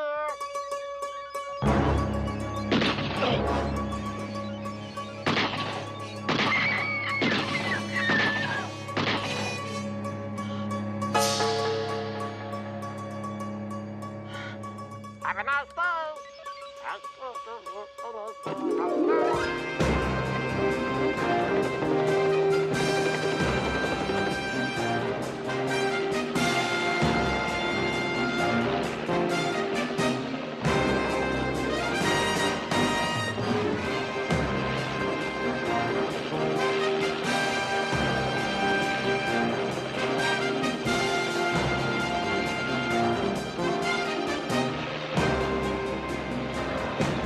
The last 2 weeks, Murray had been screaming at Houston about spending too much time on his detective agency and none on his empire. So today, Houston promised Murray they'd spend the whole day catching up on a logjam of paperwork. What Houston didn't know was that 2 hours ago, Murray's entire life had been turned upside down. Houston, thank God you're here. There's not a moment to spare. Well, now, slow down, Murray. We got all day. I specifically set this whole day aside to read all that needs reading, sign all that needs signing, and generally exec everything that needs exec. No, you can't. What do you mean I can't? Houston, I want to hire you as a detective. You want a what? Well, you heard him. You want a what? It's an important case. And I have to warn you, should you decide to accept this assignment, it could be dangerous. But Houston, I think you're the man for the job. Well, thank you, Murray. Why don't we talk about this inside?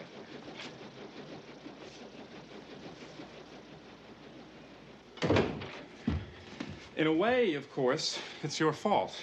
You might keep that in mind when we discuss your fee. Well, consider it kept in mind, Murray. Now, what's your problem? You know I'm one of the trustees for the Meadowood Children's Home. Oh, I remember when you volunteered to help, and you invested some money for them. Hoyt Electronics, if I'm not mistaken. Yes, because John Gordon Boyd had just signed on to head Hoyt Electronics' video division. It was Houston who showed me the newspaper article. It was his suggestion, in a way. Well, Murray, I don't give stock tips, but I do know who John Gordon Boyd is. The man's a genius, and everybody around him is going to make buckets of money. Unless he's arrested for murder. You want to pass that one by me once again? Willie Hoyt, vice president and co-owner of Hoyt Electronics, was murdered less than 2 hours ago. Now, the information I have is sketchy, but John Gordon Boyd seems to be a prime suspect. Well, is there any reason why they suspect him more than anybody else? It was his robot who did the killing. His robot, as in mechanical creature? But of course, Houston, those people at the orphanage trusted me, and now their investment. Please, you've got to help me. Murray, you got me. I'll do the best I can. I mean, you'll do it? Mm-hmm. You'll take the case? That's what I just said. So what are we standing around here for? Come on. We got a case to solve, cowboy. Well, Murray, I'd like to finish Let's shake a leg, Houston. Coffee. Yes, sir.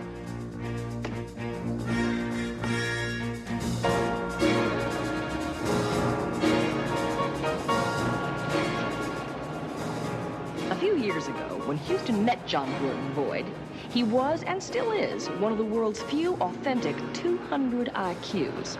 Still in his teens, he became a legend of the video game industry and the creative backbone of Hoyt Electronics. There's John Gordon. Now tell me, does that look like the face of a killer? Murray, have you ever heard of Babyface Nelson? You're a pretty boy, Floyd. Billy the Kid, and I'm sorry I asked. Gee, I couldn't believe my ears when Murray called and said you were coming out. Well, he said you might be in a little bit of trouble, so we decided to wander out. Listen, this is C.J. Parsons. She's the top lawyer and a good person to have around. I know what to say. I mean, all you being out here. Nobody's ever gone to bat for me before. Have you ever been in trouble before? Hello. Please get out of the car, gentlemen. Ma'am? What's this? All callers' cars must be searched upon entering or leaving the premises. Well... In addition, I need you to wear these identifying badges on your person in plain sight at all times. Oh, look, please wear the badge. I'd even be stopped if I wasn't wearing one. Houston, the video game business is a multi-billion-dollar business, but it's a competition of ideas. First one with a Pong or a Pac-Man wins all the marbles. Mm-hmm. Murray's right. And the industrial theft of ideas is a major problem, so obviously the security has to be intense. While you're on the premises of Hoyt Electronics, you will not stray from restricted areas. I'll orient them. Listen, I'll just pull my car around. No, look, they'll have to park your car. More rules. Listen, what happened out here this morning? Well, Willie Hoyt called a meeting to discuss Joey's World. Oh, Murray mentioned that. Now, what exactly is Joey's World? It's the ultimate video game. It's going to be life-size, Houston. It's incredible. You have to see it to believe it. Anyway, at the meeting, Willie Hoyt said he was going to take control of the company and cancel Joey's World. I don't know. I'm afraid I threatened him. Yeah, well, don't worry. The man wasn't threatened to death. He was shot to death. Yeah, well, why don't we take a look around, huh? All right. Whoa! Why did you shoot him? What am I doing?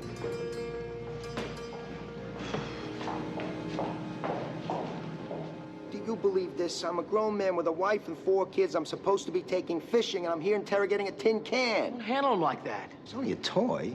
Robots are not toys. They're changing our world. They're doing the jobs that we don't want to do. Really? What job didn't you want to do? John Gordon, why don't you and I talk privately as your possible lawyer? Don't you see? I mean, Joey 3 delivers mail, but I could adjust him to arc-weld car bodies or dispose of toxic waste in a matter of minutes. Yeah, how about firing a gun? How long would that take you to rig? The possibilities are infinite. I'll keep that in mind. CJ, why don't you take John Gordon for a little walk? Great idea. John Gordon, why don't you and I take a little walk? Catch up with you in a minute. He's a spooky kid. Well, Vince, he's a dreamer. I mean, he sees things a little differently than most of us. How's this little fella work? You just talk to him. He's got some kind of voice programming or something. It sounds complicated, but it isn't. Anybody can give him instructions by inserting a tape cassette. Anyone, huh? What's your name? Joey, what's yours? Got Matt Houston. I'm a friend of John Gordon's.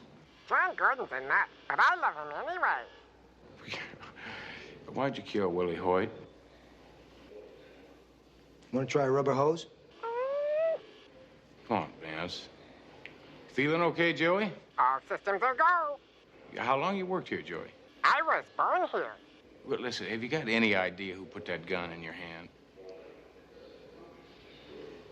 Why didn't he answer? I don't think he knows. A robot can only respond with information that's been programmed into him. So, in other words, he's got no memory of the murder because that information's not on the tape that's inside of it. That's right. So how'd he fire the gun? That's a very good question, Vance. John Gordon would like Mr. Houston to meet him in Joey's World. Well, lead the way. Another one.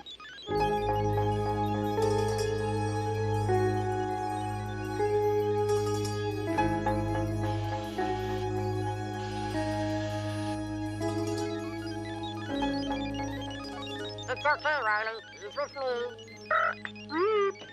I hope that one day every kid can have his own Joey.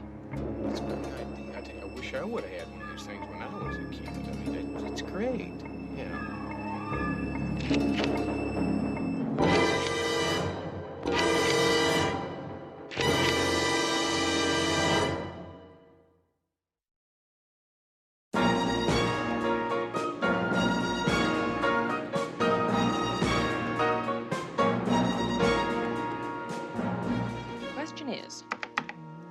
Who programmed Joey to kill Willie Hoyt? The answer is any one of the 4 following people. They were all in the area of security before or during the time of the killing. Here you have John Gordon Boyd, Hoyt's creative genius. Yeah, when John Gordon Boyd was showing off Joey's World to us, I tell you, I saw something in his eyes, and it was a little funny. It was almost fanatic-like. Yeah, who's next? Next, we have Richard Hoyt, the dead man's older...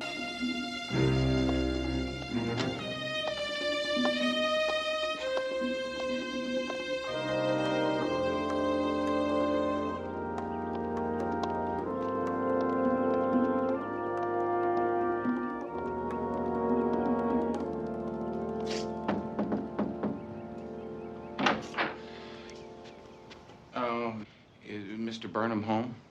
How would you like to have your head stuffed through your collar? Well, no. Yeah, I mean, not really. Listen, yeah, if I could you...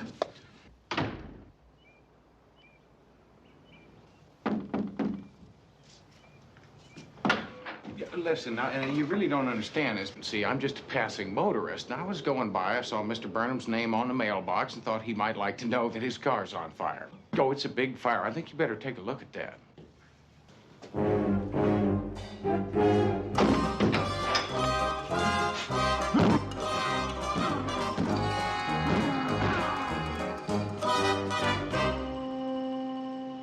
what are you doing here? As far as you're concerned, I'm in South America. No, you're not, Herman. Especially since you took the photos out of Miss Duran's house. You see, where I come from, they call that breaking and entering. Only if the lady presses charges. Yeah, wait a minute. Would you explain that for me? What I meant was I met Glynis at the Hoyt place, and she seemed like a nice lady, that's all. I get it now. Yeah, you bribed her to spy for you. So what? I mean, Hoyt stole from me, too. That's part of my business. You don't think so? Look at this. This is Joey's World. I'm Marvin's Maze. Two guys working on the same idea at the same time. Now, did he steal the idea from me? Who knows? Yeah, well, I'm not talking about honor among you two thieves. I'm talking about murder. You remember Willie Hoyt. Yes, he was murdered. Now, why would I do that? Because you're a greedy man. And I know that there are billions involved in this electronic video game business. And who comes first at it? Now, why don't you just tell me why you were at Hoyt Industries this morning? I had a meeting with Richard Hoyt. Like Marvin's Maze, Joey's World is incredibly expensive to develop. So Richard wanted to bring me in as a partner, so we worked together. That way, maybe neither one of us would go broke. Yeah, but Willie didn't want that. No, sir, he wanted to see Joey's World go down the tubes all the way. And I tell you something, that gives you a very good reason for wanting him dead. That's true, but I didn't do it.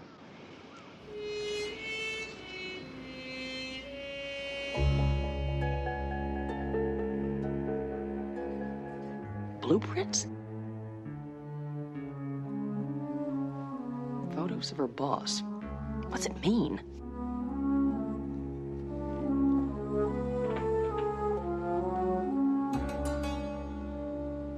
Who are you and what are you doing in my house? Well, I'm C.J. Parson, and Matlock Houston had dropped by earlier to talk to you.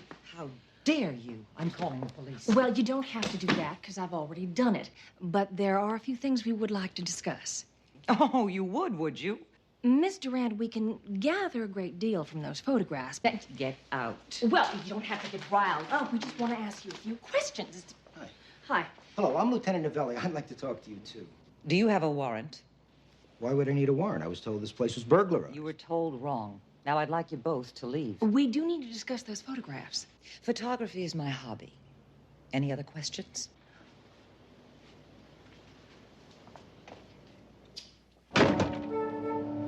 I guess not. Now, why would she ask for a warrant? The lady asks good questions. What lady?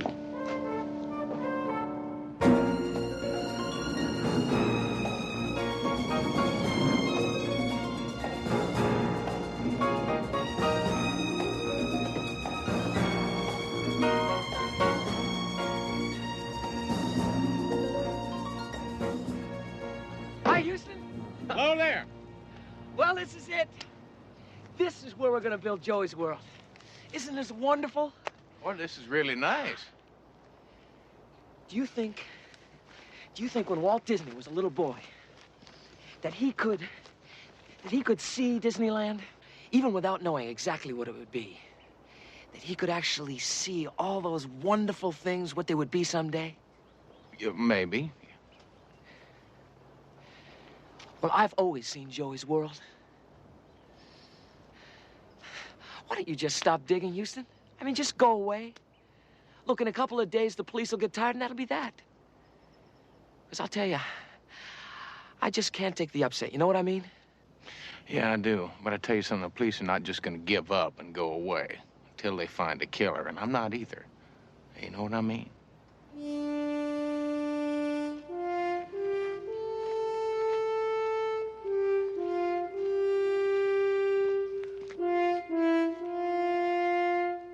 Mr. Hoyt. My name's Matt Houston. Yes, I know. John Gordon told me about you. Listen, I hate to bother you any more than I have to, but you see, my client's got a very big interest in Hoyt Industries, and while I've been looking into the death of your brother, I'm afraid I uncovered an industrial spy in your company. A spy? Who? Well, I'm afraid it's your brother's secretary, Glennis Duran. I'm stunned. Do you think she or Burnham could be the one behind the killing? Oh, you see, that's all very possible. But, yeah, let me remind you again now, this whole spy business is strictly for my client's interest. Now, it's very possible it could have been either one of them. For that matter, it might be John Gordon. As far as that goes, it might very possibly be you. But we'll keep in touch.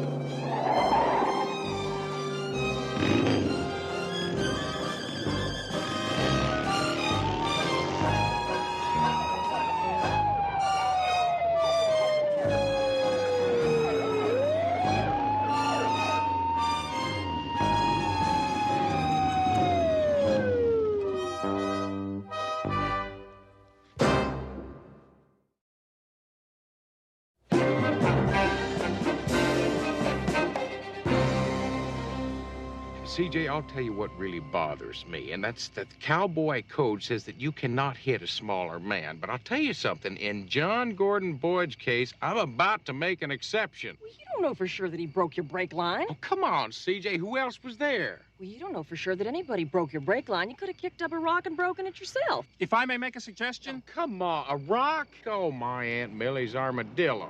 Time is running out. And I beg to remind you that John Gordon Boyd is our client. The orphans are depending on him. Therefore, wouldn't it be more constructive to direct your investigation elsewhere?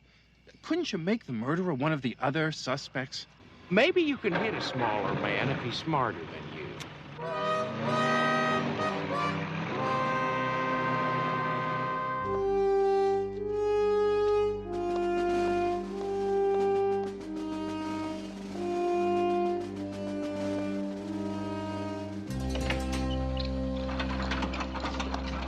Now, Richard told me not to talk with you, Houston. Yeah, well, Richard does not count right now. John Gordon, you are going to talk to me whether you like it or not. Goodbye, Houston. You just hold up. What do you do? This is ridiculous. You're wasting your time. Now, John Gordon, you are going to talk to me. What's going on? Wait a I'm going to find a baseball What bat. are you doing? This is ridiculous. Will you let me down? A piñata. John Gordon, you are going to talk to me. All right, what do you want to know? First, I want to know why Richard told you not to talk to me. Because you might find me guilty. Well, are you guilty? I mean, did you kill Willie Hoyt? Of course not. Look, Richard said with all your poking around, who knows what results you might come up with. Hopefully the right ones. That's what I'm looking for. Now, Willie Hoyt was not the only one you did a number on. Now, why'd you try to kill me? What are you talking about? My brake line. You cut my brake line out on the hillside. Now, Hoyt and yourself were the only ones there, and I talked to him till I left. Now, it had to be you. I don't know anything about your brake line. Why don't you ask Burnham?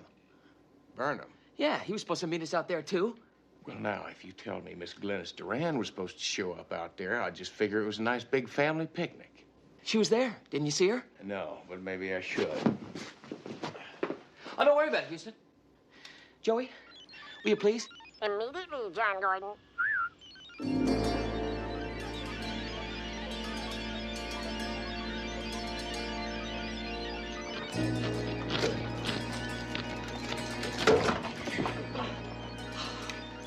What should we do to Mr. Houston?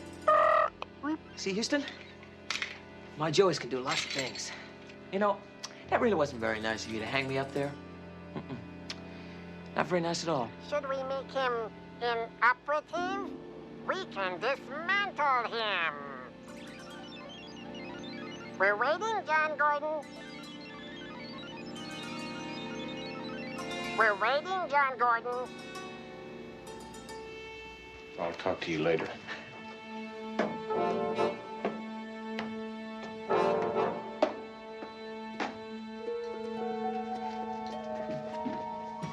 Well, you're an industrious lady working on Sunday.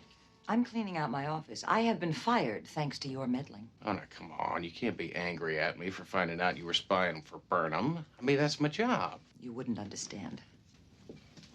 Anyway, it doesn't matter now that Willie's gone. Willie?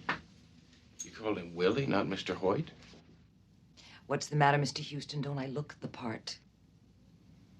That's right. I was Willie's lady. No one knew it. Now it doesn't matter if they know. So you loved him, huh? More than I could tell you. I'll tell you something, it's easy to say that you love somebody, but I mean, really, here you are stealing all of his secrets and selling them to Burnham. I mean, unless he wanted you to steal those secrets and sell them to Burnham. That's it, isn't it? Yeah, because he would have done anything to keep Joey's world from getting off the ground. Then Burnham double-crossed him, went in partners with Willie's brother, just to finish up Joey's world. When Willie found out, he said he'd kill Burnham. Yeah, unless Burnham got to him first.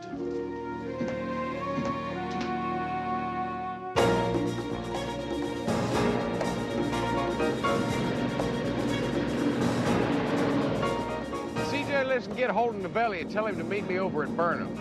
If I'm not mistaken, that man has just become our #1 candidate for killer. Will do. Right. Bye.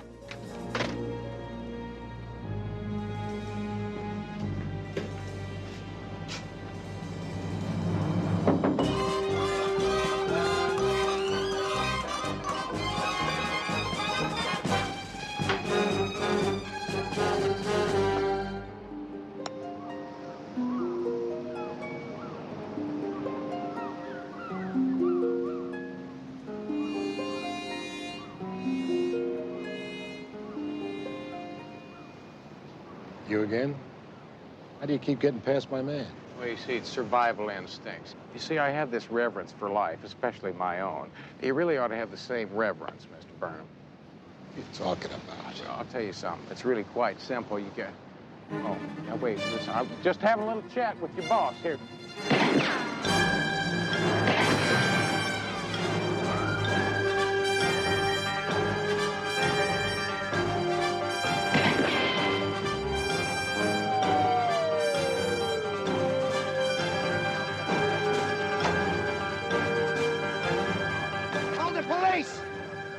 Don't shoot! I didn't kill him! Don't shoot, please! I didn't kill him. What are you doing with a gun in your hand? I came to talk to Burnham. I heard shots. Look, I always carry a gun for my own protection. Well, until we find out whether that gun shot Burnham, we're gonna have to take you in, Mr. Hoyt. But...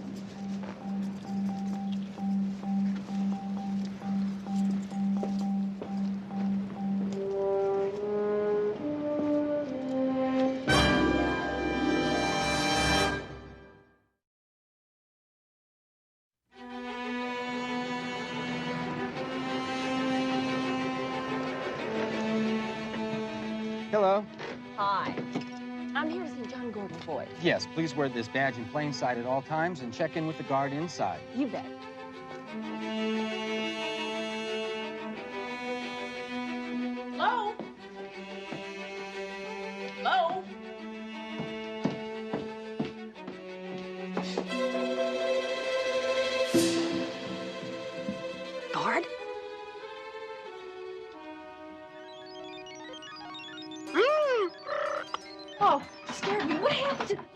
follow me.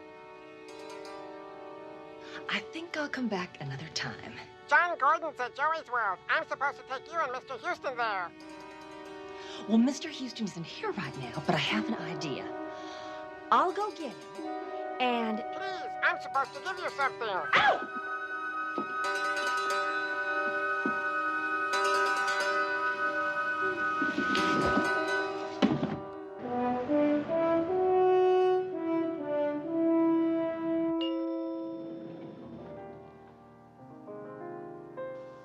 It's 2:45. There's no one in the place except you and me. Murray. Murray, I didn't know you played the piano. I got a little story I want you to know. I didn't know you drank either.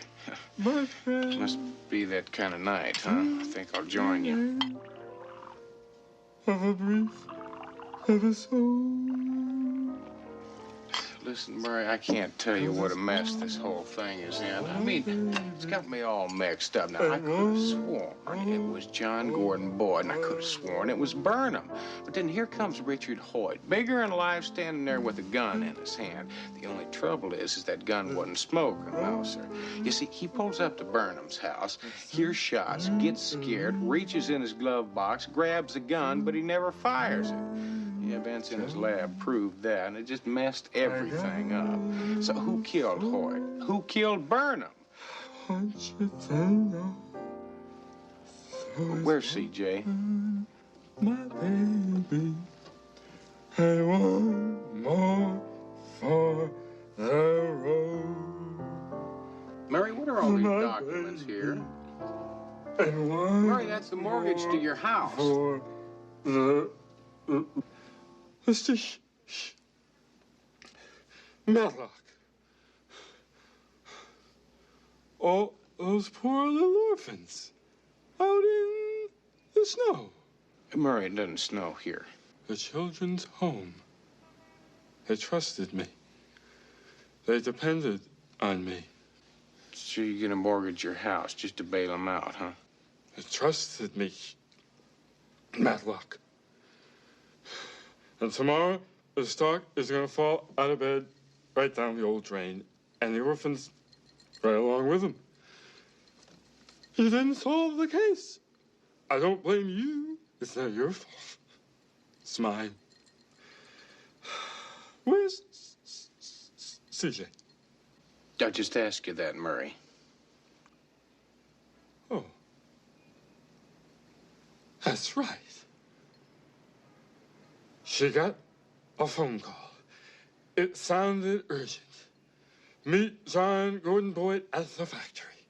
Well, it's a little late at night, isn't it? John Gordon Boyd's secretary called. It sounded urgent. Murray, John Gordon Boyd does not have a secretary.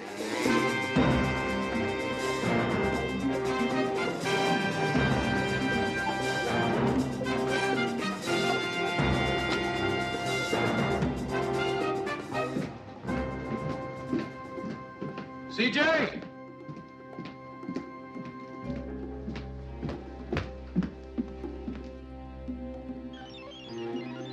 If you're looking for CJ, don't search high and low. Joey's World is the place to go.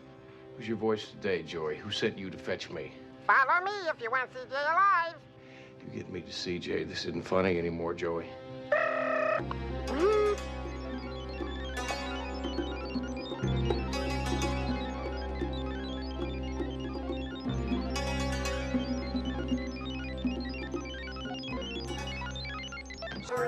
Joey,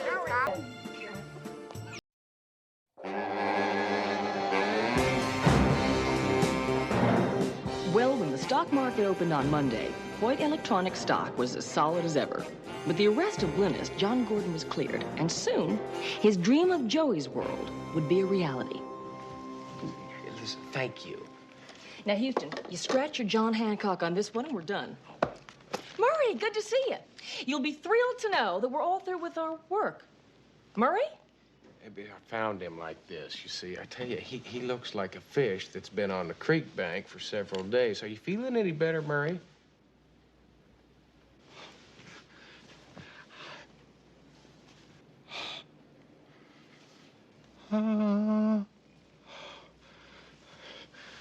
Houston, that brandy. I will never, never, never drink again.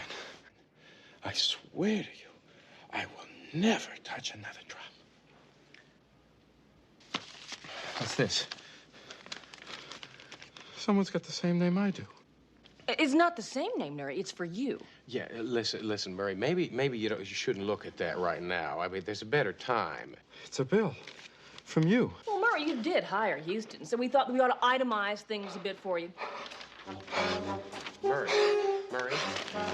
hold on. Just a deal's a deal. Listen, Murray. It's just a joke. The whole thing's a joke. A joke.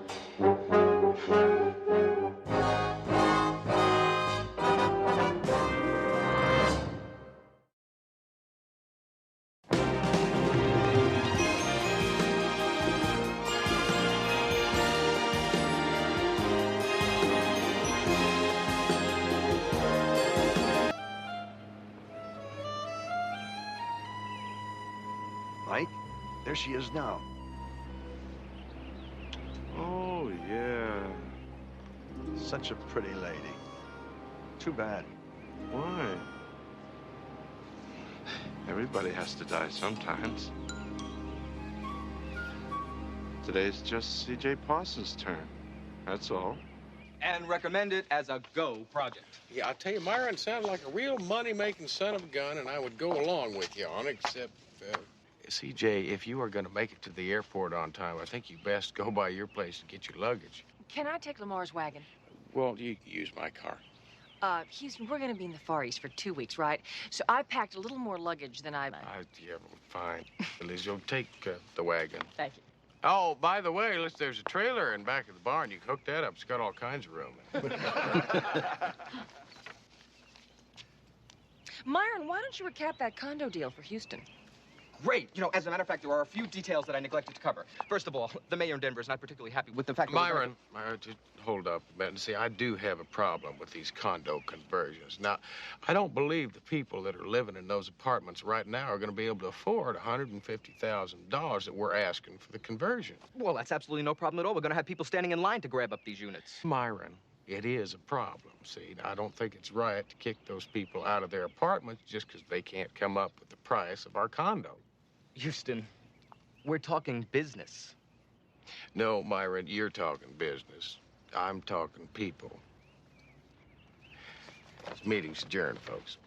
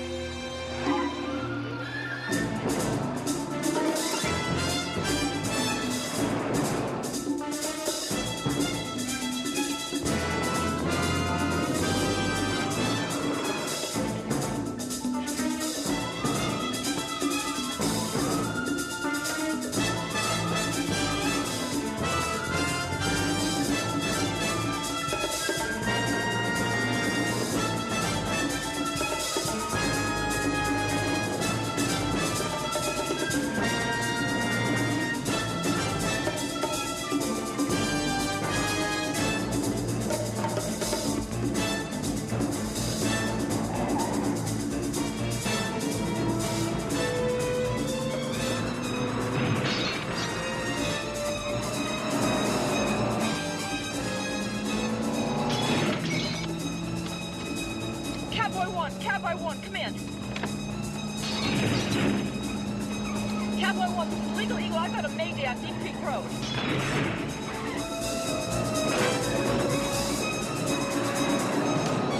Houston, it's CJ. Your CB radio. I just heard a truck.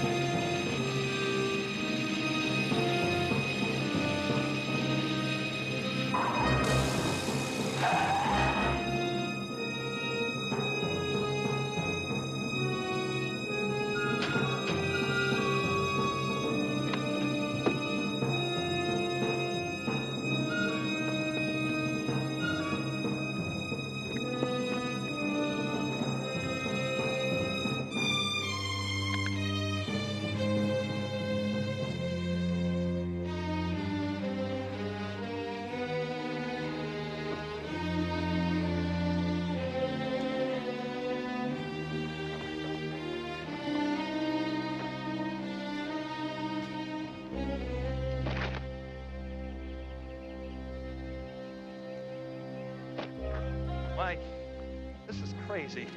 Let's get out of here. I want to make sure she's dead first. Of course she's dead. Nobody could survive that. Yeah, we'll see about that.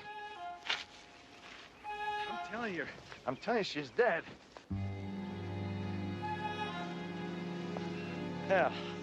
That takes care of Reynolds, Baxter, and now Parsons. Just 2 more to go, and a whole week to do it in. Yeah, well, I want to make sure. Hey, isn't that Houston's car? Let's get out of here. Come on. First this. Now she is dead.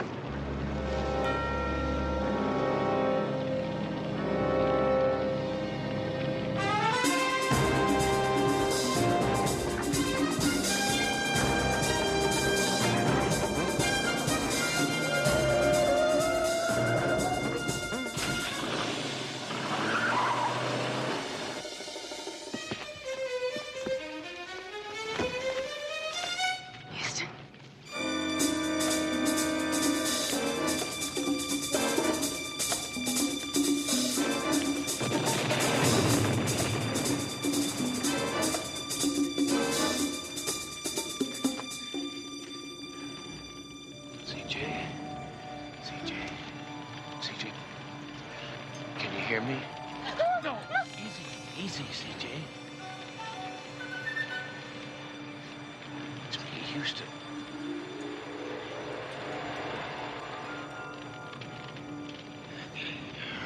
CJ, listen, are you all right?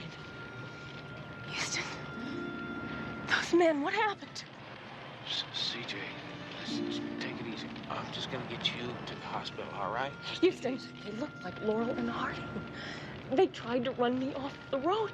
They said that takes care of Baxter, Reynolds, and now Parsons. Yeah, come on, I'll get you to the hospital. We'll talk about Houston, they looked like Laurel and Harding. They tried to kill me. Come on, let's go.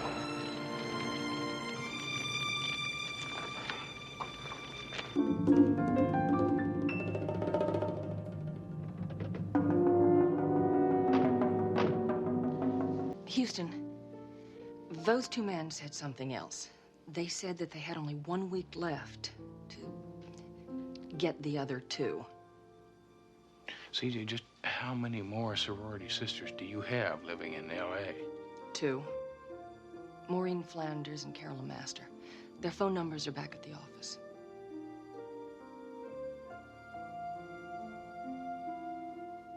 All right, well, I'll get in touch with all of your sorority sisters and make sure everything's all right. Just do me a favor, please. Just stay here until the security men get here, all right? Okay. Thank you. For what? Not letting them kill you.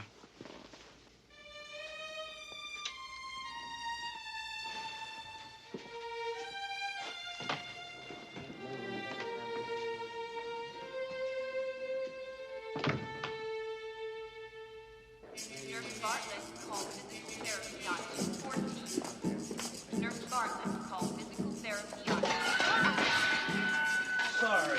Here, let me help you. Thanks for giving me a hand. It's all right.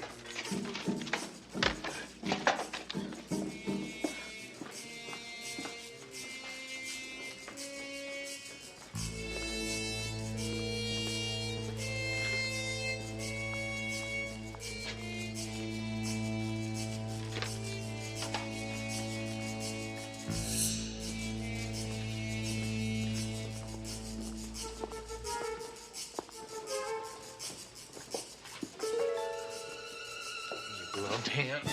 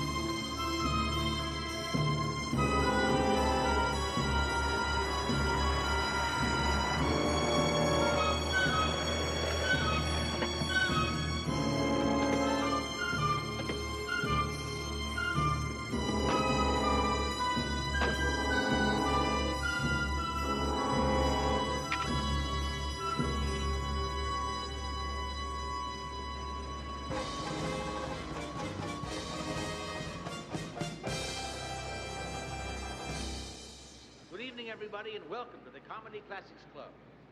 Tonight, you're going to meet some of your old favorites. Charlie Chaplin, W.C. Fields, Groucho Marx, Laurel and Hardy, and many, many others. Laugh at them all over again and enjoy yourselves. Well, Stanley, let's go to work. That's a good idea.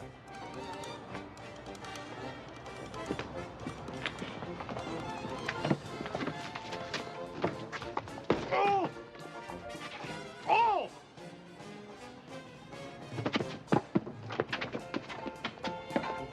Reminds me of a time, many years ago, when I discovered the Aqui Indians drinking the juice of the cacti. I hear they're going to tear you down and put up an office building where you're standing. Godfrey Daniels. Hey, why are you staring at that young lady? Well, except for that mustache, she looks just like my Uncle Harry. Oh. Hey, I know your Uncle Harry. He doesn't have a mustache. Yeah, but she does. Oh. Oh! She does not excuse us.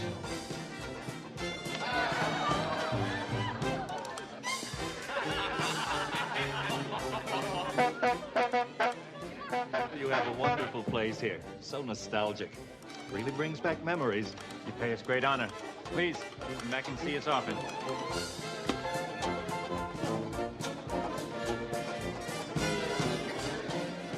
How much would you charge to stand at the wrong end of a shooting gallery? Didn't we meet in Weehawken? Perhaps not. Darling, I'm sorry I'm late. There's so much to be done. The caterers and the dressmaker and then Frankly, I don't think Prince Charles and Lady Di went through half as much preparation for their wedding. Oh, it's just that I want our wedding to be so perfect. And it will be perfect. Because there'll be you. 6 more days. Oh, Jonathan, I'm so excited. I feel like a schoolgirl. And you look like a schoolgirl. You're sweet. But I haven't been a schoolgirl since...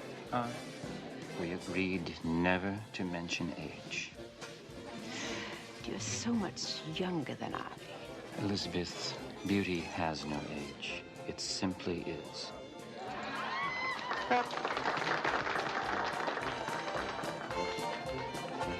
Say, Ollie, what does that remind you of? I don't know.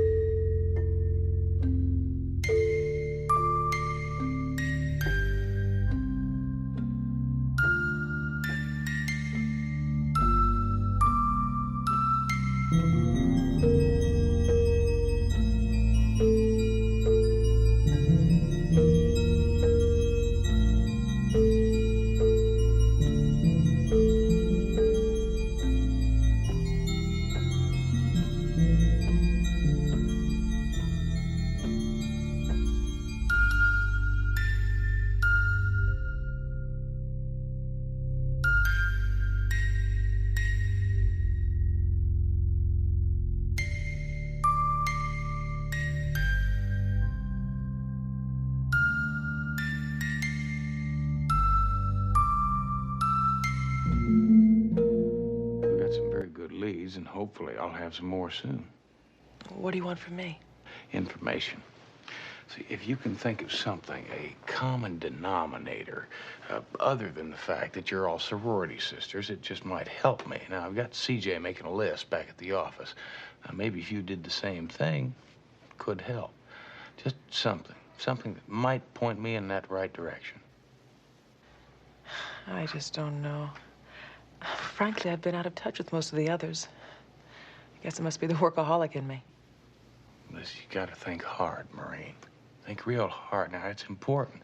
Something that might give me an answer. I don't know. I keep going over the day the 6 of us graduated, the party we had. Wait a minute. 6? I thought there was only 5 of you. Oh, Mary Ann McDonald was a sorority sister. But she died 4 years ago, car accident. But I'm sure her death has no bearing on this. Yeah. I'm not so sure. Yeah. I can't be sure that you're not next on the killer's hit list. Come on, let's go. Where to? We're going to your house. I've got a security guard waiting for us. Be there when we get there.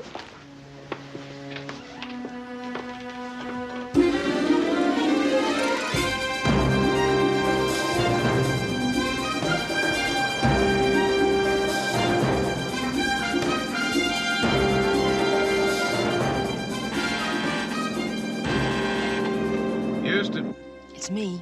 CJ, I thought I told you to go home. I am home. One of the reasons I'm calling is to see if Maureen is okay. Maureen is fine. I just took her home. Listen, she told me about Mary Ann McDonald. My God, Mary Ann. Must be my concussion. I completely forgot about her, Houston. You don't think her death's connected to this, do you? Well, it was a car accident, right? I'm scared. CJ, did the security men get there? Yeah, all 3. Fort Knox should be so safe. Yeah, well, you mean a little bit more to me than Fort Knox. Did you come up with anything else on the other sorority sister? The other reason I called is because there's a message on my answering service from Carol. She said she wants to talk to you right away and will meet you at your office. I'm on my way. Listen, you get some rest. I'll talk to you in the morning, all right?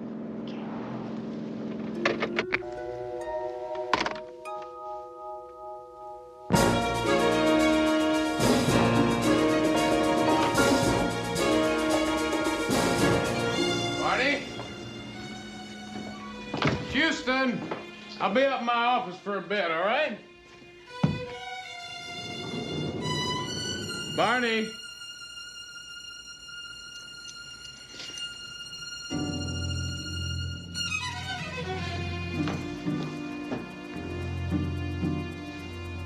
Still alive. Operator? Matt Houston, listen, I need an ambulance right away, please, at the Houston Inc. building. It's 100 Century Plaza South. Thank you.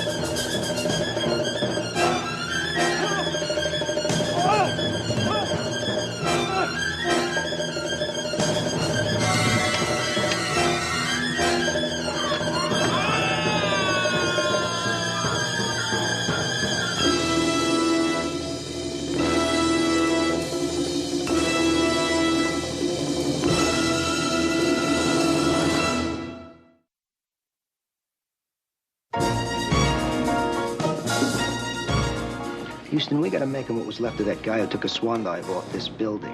Name Richard Hunter, would-be comedian, Philadelphia, in town about 6 months. Any other occupation? Like I said, failed comic, got desperate. You name it, he'd do it if the price was right. All of which tells us absolutely nothing.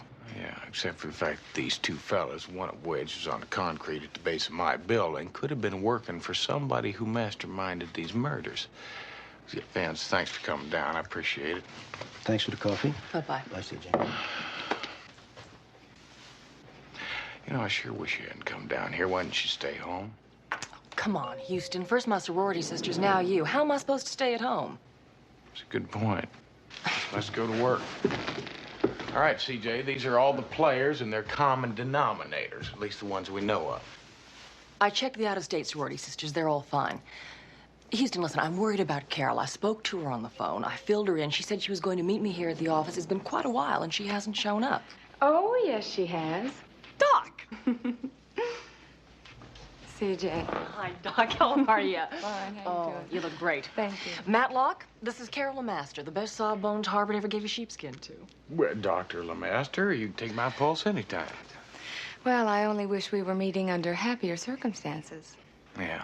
Well, hopefully the information that you girls give us will prevent us from coming up with another eulogy. Now, your lawyer friend, Maureen, she told me there was a common denominator that we don't know about yet. What's that? Mary Ann McDonald. She's been dead over 4 years. What could Mary Ann's death have to do with us now? You tell me. Well, there's not much to tell, Houston. She was a lovely girl, voted most popular in the sorority. And she was lucky. Everything fell into place for her. Mary Ann was bright, pretty. She met a real Prince Charming and got married. Just like a fairy tale. Except for the ending. Yeah. Listen, Maureen told me that Mary Ann died in a car accident. Now, where was that? San Francisco. Oh. Houston, where are you headed? San Francisco. I want to find out about the so-called accident. Doctor, it was a pleasure. Is he always like that? No, sometimes he does things on the spur of the moment. Excuse me. Houston Industries. CJ, Myron, put Houston on the phone fast. Myron, he's left for San Francisco. San Francisco? But I think I found half of what he's looking for. Hardy, but no Laurel. That's because Laurel is dead. Kidding. The top floor? Ooh. Okay, I'll keep an eye on Hardy until you hear from Houston. Right. Oh, excuse me. I'm sorry, miss. Okay, but the next guy that grabs him, he gets punched out. Oh, they used to call me Snow White, but I drifted. Oh.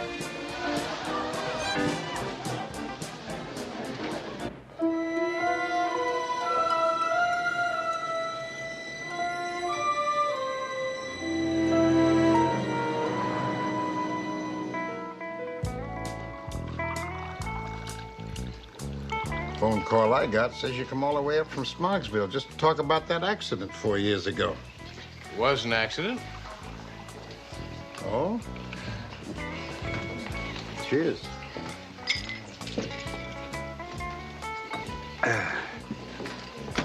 Well, here's the story. I'd been off of homicide for about a year, assigned a traffic detail, and we got this call that a brand new car was doing a Brody off the Golden Gate Bridge, 220 feet straight down, plop. Yeah, and inside that car were the newlyweds, Mary Ann McDonald Singer and her husband, Charlie Singer. Well, we found her, not him. She was strapped in, seatbelt. So you just assumed that his body was swept away by the current? I didn't assume nothing. The guys down at headquarters, that's what they settled on. But to this day, me and my partner don't agree with none of them. Your partner?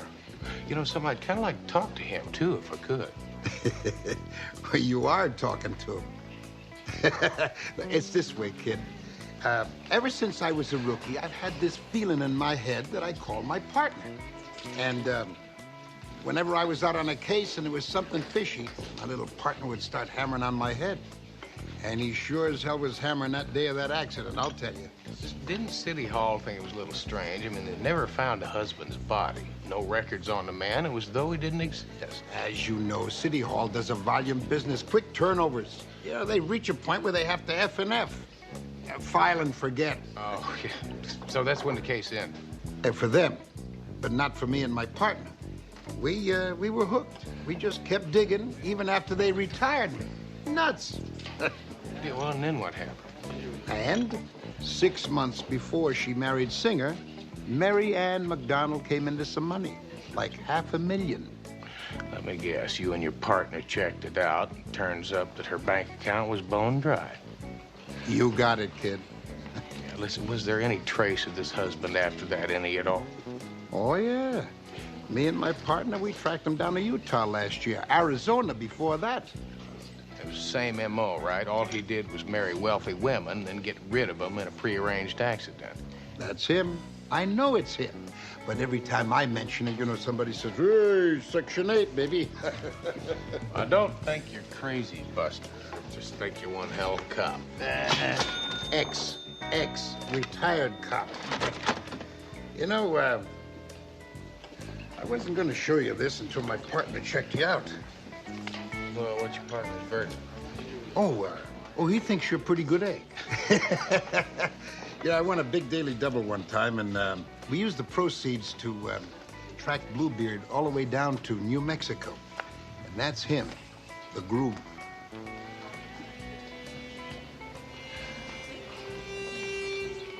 Tell me something, Buster. Can I hang on to this for a bit? Only on one condition. If you catch that creep, you let us know. Me and my partner would feel vindicated if you did nail him. You got it. And I'll tell you what, tell your partner I'd like to buy both of you a very expensive dinner. You know, steak and lobster. Who knows, maybe we'd come up with a big bottle of champagne. Oh, he'd like that. I bet you do.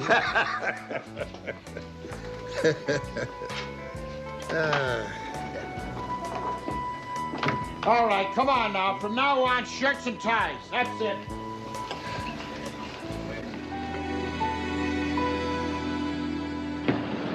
Mr. Houston, it's Murray. He's calling from Singapore. He's still waiting at the airport. He has to know what to do. Murray, get a hotel. I haven't met the chap. Oh, Houston? How was San Francisco? Well, I think I'm one step closer to finding your would-be killer, CJ. Listen, ladies, I need to ask you all a question. Now, are any of you planning on attending a social event this week, say, like a wedding? I am. And so am I. Ditto. Ditto. So you're all going to a wedding? Aunt Liz's. Who's Aunt Liz? Aunt Liz, Elizabeth Davis, as in Davis Diamond Mine, Davis Steel Mills, Davis Land Development. You might say Aunt Liz is the patron saint of our sorority. Founded it back in the year of the flood. Supported it ever since. You obviously don't read the social columns, Houston. It's going to be the wedding of the decade. Does anybody here recognize the groom in this photograph? It's Charles Singer. The man who married Mary Ann 4 years ago. We were Mary Ann's bridesmaids. The man has made a career out of marrying rich women, and then he kills them off, like he did Mary Ann, and like he plans to do with Aunt Liz. Houston, this doesn't track. Now, why would he want to kill the three of us? It goes like this. Now, he knows that Liz is connected with the sorority sisters. Like you said, the wedding's going to be a very large media event. He's afraid one of you is going to recognize him from a picture, because it'll get in the newspaper, on television, no doubt. Houston, where did you get that picture of Jonathan Renfield? What do you mean, Jonathan Renfield? The owner of the Comedy Classics Club. Jonathan Renfield is the name of the man Aunt Liz is going to marry. Didn't CJ tell you that I found the latter half of Laurel and Hardy last night at Renfield's club? Myron, I forgot. I didn't have a chance. Now, are you positive that the man in the photograph is Jonathan Renfield? Well, of course it is. I talked to the man while I was there last night. You better get a hold of Aunt Liz and warn her, CJ.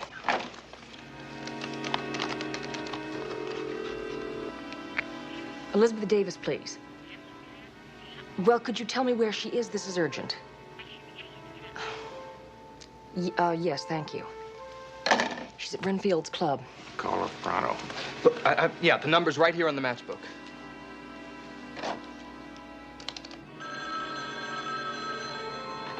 Hello, CJ. How are you? Are you all right? Well, never better. Why do you ask? Listen, I don't have time to explain. I want you to listen to me and just trust me. I'm here with Matt Houston. Now, he has proof that the man you're about to marry is a killer. CJ, are you serious? I'm dead serious. But what in God's name am I supposed to do? What you do is nothing. You stay right there. Matt and I are on our way over now.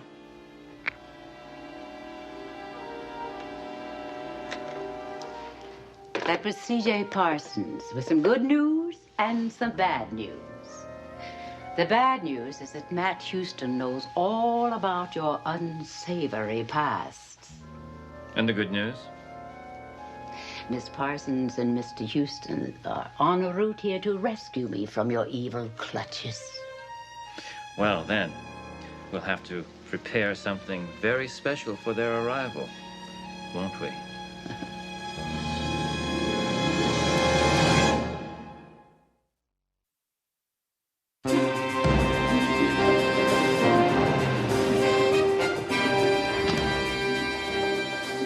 What if Renfield doesn't want to see us? Well, CJ, he won't really have to see us. I mean, we know what he looks like by just photo.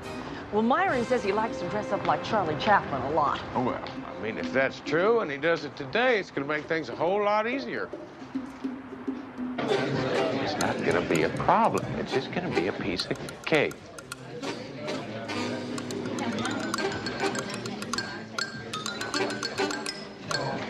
Oh, boy.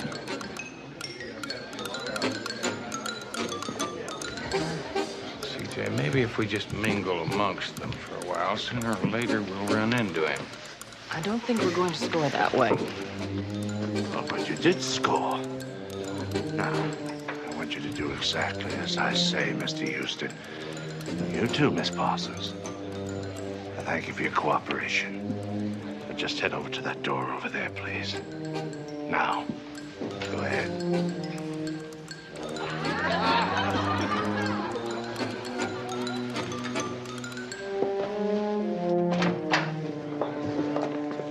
CJ, welcome. I haven't seen you since one of my weddings. And never mind the amenities, Jonathan. Did you bring the car on the front? Yes, ma'am. CJ, why do I get the distinct feeling that Aunt Liz is not playing on our team? Simple. I now have a team of my own. Meaning Mr. Renfield here has been your second man all along. Just tell me something. Why are you doing this? When I fell in love with Jonathan, and I do love the man, I had a complete background check run on him. It told me everything. You knew that he killed 2 previous wives and 3 sorority sisters. Lizzie, you've got to be sick. Why didn't you just elope and save all the publicity? Elope? The daughter of Horace Pennington Davis elope? Mr. Houston, we're members of the aristocracy. And when we married, like it or not, it's a media event. And you went along with all this? Knowing full well that 5 innocent ladies would have to die? I went along with all this because Elizabeth has enough evidence to send me to several gas chambers. Yes. If after Jonathan and I are married, I should suddenly die, then that evidence will immediately find itself in the hands of a very dear and old friend, the chief of police. CJ, I never did like name droppers. CJ, watch her phone Vince.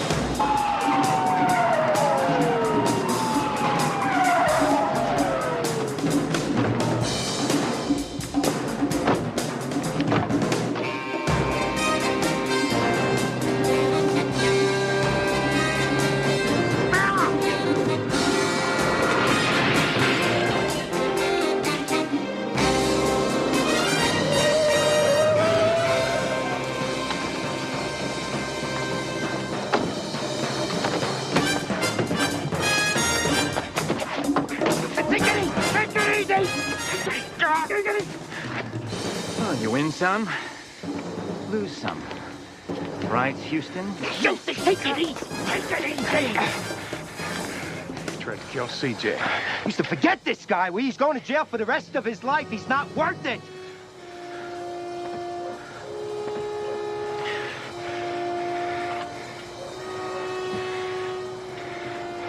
Maybe you're right. And then again, he...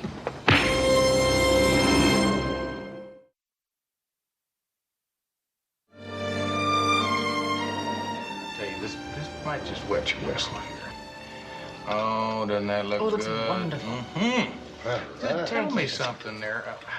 What's a fellow like you doing running a bar? I mean, being a retired cop and all, a little dangerous. Yeah, but, you know, a little more income. I can't argue with that. Yeah. You know, Renfield was a real pro. I mean, it's just like with all his victims. He really did his homework on Elizabeth. I found out that Aunt Liz was a classic comedy freak. And he built the classic comedy shop just for her. Hey. Well, Mama. Okay, I'll talk to you later. Yes. What a handsome man. Who, Mama? Where? Oh, that's Mr. Buster. Oh, so he's the one who was a big-time San Francisco policeman, huh? Yeah. He supplied all the information to help Houston break the case. Boy, they sure got good-looking cops in that San Francisco. Come on, they got good-looking cops in L.A., too. Really? Oh, you could have fooled me. Oh, buonasera, CJ. Houston. Listen, Mama, I'd like to meet a friend of mine, Buster. Oh, how do you do? How is Mrs. Buster? Well, there is no Mrs. Buster. I'm a widower. Oh, what a coincidence. I'm a widow, too. 15 years. 15 lonely, long years. Won't you sit down, Oh, Mama? I really shouldn't. Mama, what are we going to have for dinner? We're starved. Oh, yeah, I'm hungry. Yeah, well, dinner would be a great idea. Oh, I accept, Mr. Buster. I know a wonderful restaurant. You know, they make cafe that's not as good as mine.